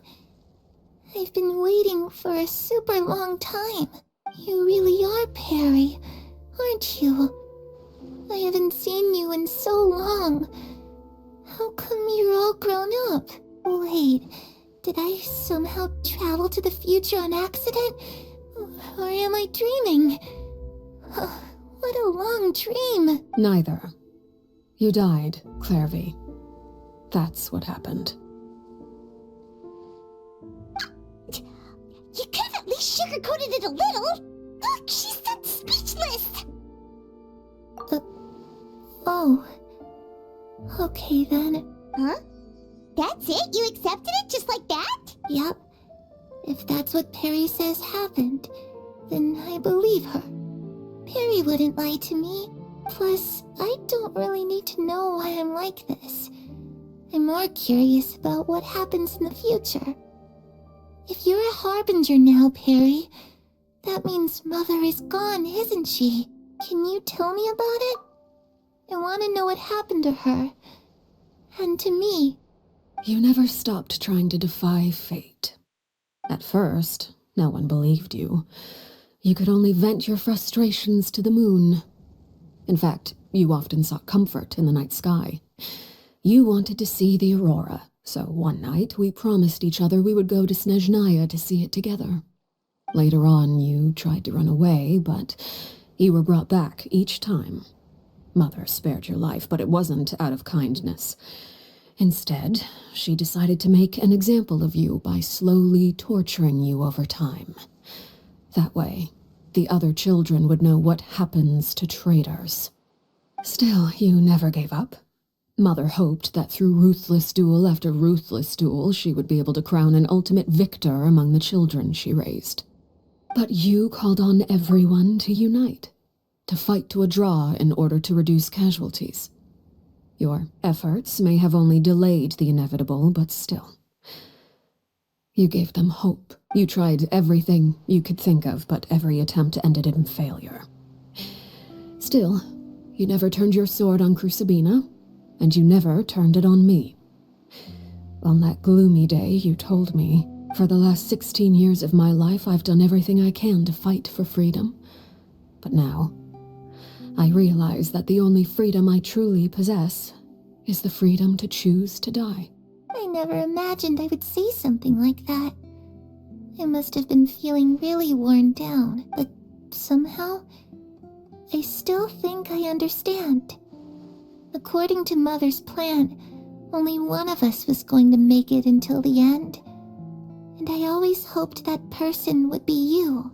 If I could do it all over again, I still don't think I would make a different choice. Is that so? Even now, I'm not sure I truly understand what kind of freedom you were trying to pursue. But as the head of the House of the Hearth and as the children's father, I've tried to give them the most basic of freedoms. The freedom to choose their own fate. It's something I discussed with the Iudex of Fontaine. The children who want to leave the house will have their memories wiped clean of all secrets pertaining to the organization. In return, they will be allowed to live a normal life in Fontaine without being prosecuted for their past. Of course, I won't simply hand freedom to them on a silver platter. They have to fight for it and prove themselves worthy of it. That's more than enough. That's exactly the kind of life I was fighting for. You know, Perry, I think you're a pretty amazing king, and a really great father, too. I'm really happy that you're the one who took over the house. I guess I do have one regret, though. I still haven't seen the outside world. Well, it just so happens that our dear guests over here have been to many nations and traveled to countless places. Perhaps they would be willing to tell you what the outside world is like. Really? Of course! We've traveled all over the place. We've got so many stories, we could probably talk your ears off for 3 days straight. Oh. You know, I used to dream of being a bard, playing the lute while singing into the winds of freedom. Even if there was no one there to listen, I would have continued to sing no matter what. Okay. Ah, that's where Mora comes from. I never knew that before. If I had some Mora, I would buy 3 new dresses. One for me, one for Perry, and one for Mother. It's just too bad Perry doesn't like wearing dresses. And Mother, she probably wouldn't accept something like that either. I guess I'd just have to keep them all for me then. I could wear a different one every day. You have Electro. Those yokai you mentioned, what do they look like? I once saw a drawing of this one guy with horns on his head and a super scary face. Are there any yokai like that? Oh, sounds like you're talking about an Oni. Yep, we've met one, and let Paimon tell you, they're not nearly as scary as they look. I was always too afraid to skip Mother's fighting lessons. But at the academia, I bet you could do all sorts of secret things in class. Things that have nothing to do with studying. Oh my god, that's real life. I'm just kidding. Being able to study whatever you want without having to fear for your life actually sounds pretty great.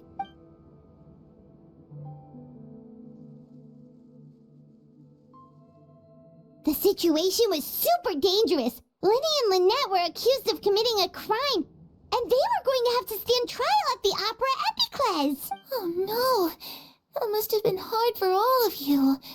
What happened next? Don't worry, we were able to turn the situation around super quickly. All thanks to Detective Paimon, of course. How'd you do that? Come on, tell me. Okay, so it was like this. After the failed magic show, we rushed to the scene and...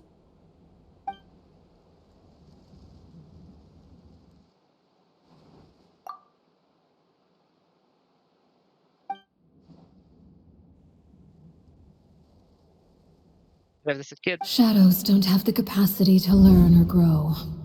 Any new information they encounter is quickly forgotten over time.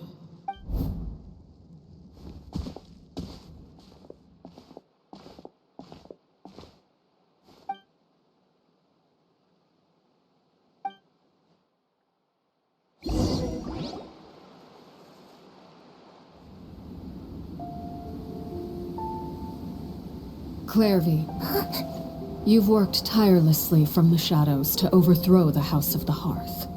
Now, by my authority as the Knave, I shall announce how this matter ends. You are hereby expelled from the House of the Hearth. You are no longer tied to this place, nor are you bound by its rules. You're saying that I can finally leave? I get to experience the outside world as well?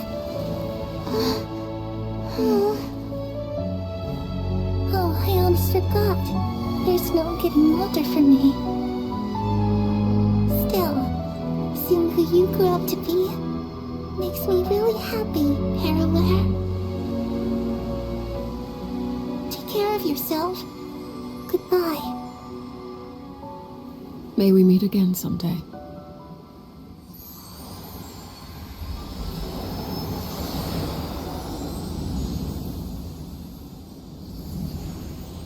Small moment of her emotion. Small moment. Clairvy. She left so soon. Paimon didn't even get to finish her story. It's fine. I also have certain sentiments left unsaid. I wanted to tell her that the aurora I saw in Snezhnaya was just as beautiful as the ones in the pictures. You can tell her voice that she's also sad. But a shadow's memories reset at dawn. Had we delayed any longer, we wouldn't have had the time to say goodbye. Whatever regrets may linger, let them be lost to the coming of a new day. Father? It's Linny! Hey, Linny!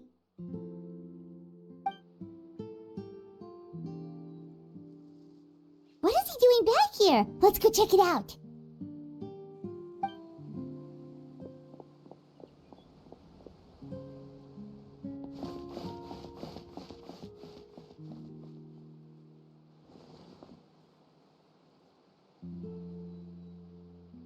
Father, the bottled flames have been administered.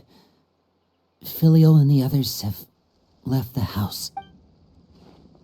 And you? What have you decided? Thank you for giving us that choice, Father. But we never wanted to leave the house. It's the only home we've ever known. Lynette and Fremine feel the same way. They're recuperating back at the Hotel Bouffe d'Été. But I decided to come back and tell you where we stood. I'm sure you're well aware of the expectations I have for you. I want you to follow in my footsteps and become the next king of the house. Yet you seem to have different ideas.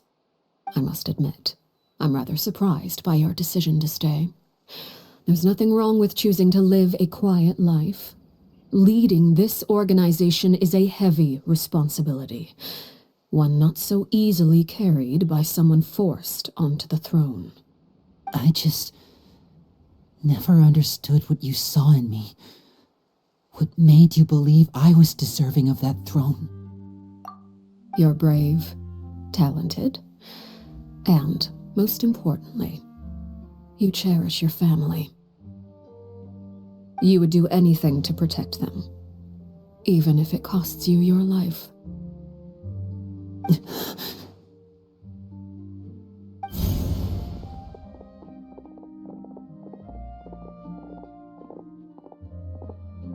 Speaking up back there was so brave of you, Linny.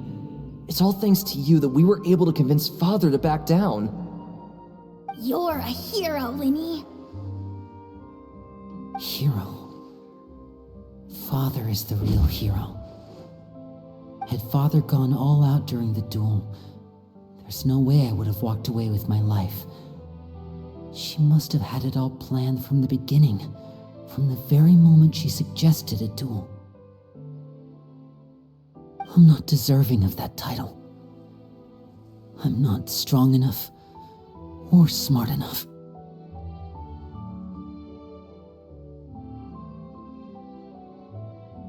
You're wrong. In my opinion, all you need to be deserving of the throne is conviction and the necessary strength to act on it. We may have different ideas of what it means to be a family, but you can hardly be said to lack conviction. What you truly lack is strength. For someone of your talent, though, that's something that will come with time.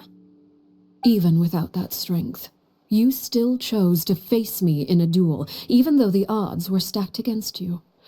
That capacity to honor your convictions is what I truly see in you. Father. No one knows what the future holds, what tragedy or triumph may be in store.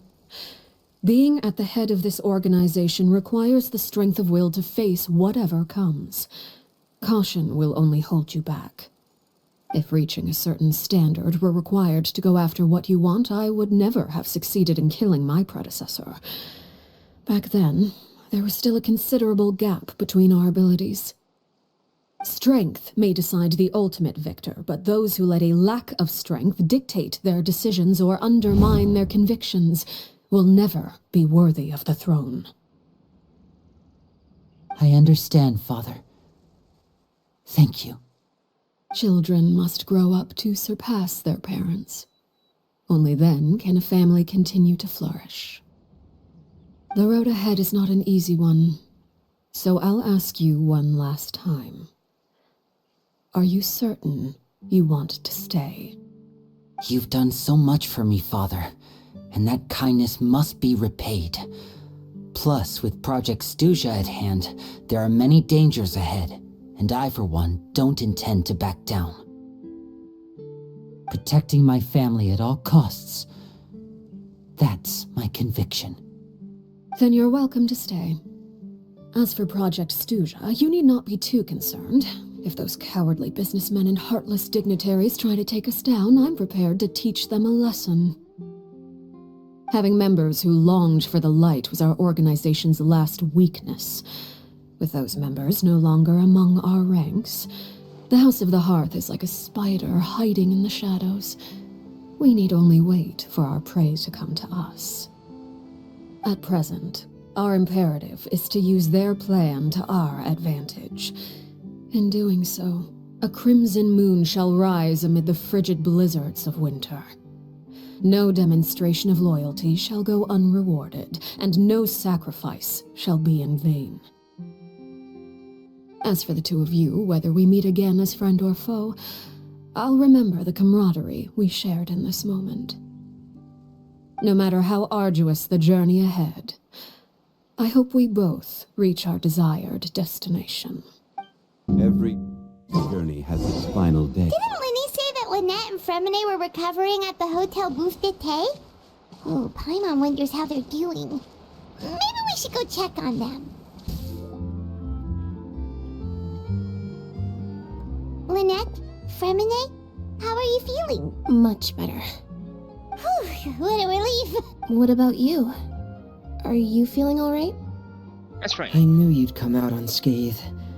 Us, on the other hand, well, we've been bedridden for 2 days. I couldn't even turn over. Oh, and I wanted to ask, is Clairvy gone? Linny and the other members have left Poisson and returned to the House of the Hearth. According to him, there haven't been any more sightings of a spirit roaming the house. I see. I'm glad. Father came to check up on us 2 days ago and told us about what happened with Crusabina and Clairvy. Actually, I've met Crusabina before. Wait, what? You've met the former Knave? Crusabina died a year after Clairvy. It was during the year between their deaths that I joined the House of the Hearth. Crusabina had an extremely cruel and radical way of doing things. While she was alive, the atmosphere in the house was suffocating. When I joined, though, the experiment she valued so much had already come to an end, and all the people involved, dead and injured alike, were gone. Crusabina never talked about the past with us newcomers. A couple of months after I joined, Father killed Crusabina and burned all her files. With that, the names of all the people subjected to her experiments, Clairvy included, were lost to the flames, along with the painful memories they represented. Father took in Lenny and me a couple months after that, but she never mentioned anything about Crusabina or Clairvy. It really seems like something she was planning to keep to herself. The last time you talked to her, did she mention why she kept it a secret for so long? My coffee. Shit. She said she didn't want us to be affected by the darkness of the past. She was worried we'd develop a false sense of gratitude towards her if we knew about it. The foundation of a family should be free of any corrupting influence. Whatever happened in the past, it has nothing to do with who we are now. And that's what Father told us in the end. But I still thanked her for everything. It was only after hearing about what Crucibina did that I finally realized how insignificant our lives could have been. The members of the house meant nothing to her.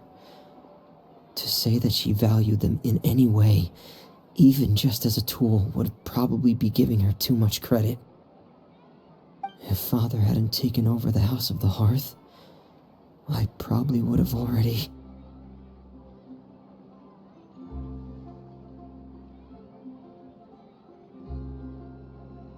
Father rarely brings up the fact that she saved us. She doesn't believe that being indebted to her should be what ties us together. But even if we didn't owe her anything, we would still choose to stay. Because this is our home. We may have arguments or times when we feel wronged. Some people may even choose to leave. But as long as Father is here, we will always have a home. Whether the path before us is bathed in sunlight or shrouded in shadow, we'll follow Father wherever she chooses to go. So I wanted to say thank you for helping us make it through this crisis. Without your help, we could have lost a lot more along the way. Oh, we didn't do anything, really. Of course. You're welcome anytime. Are Filial and Nantoy okay? I actually saw them at a cafe this morning. They didn't recognize me. From what I could tell, they were drinking coffee and talking about one of the operas that started running recently. They seemed happy. If I had to take a guess, I would say they finally found the kind of life they always wished for.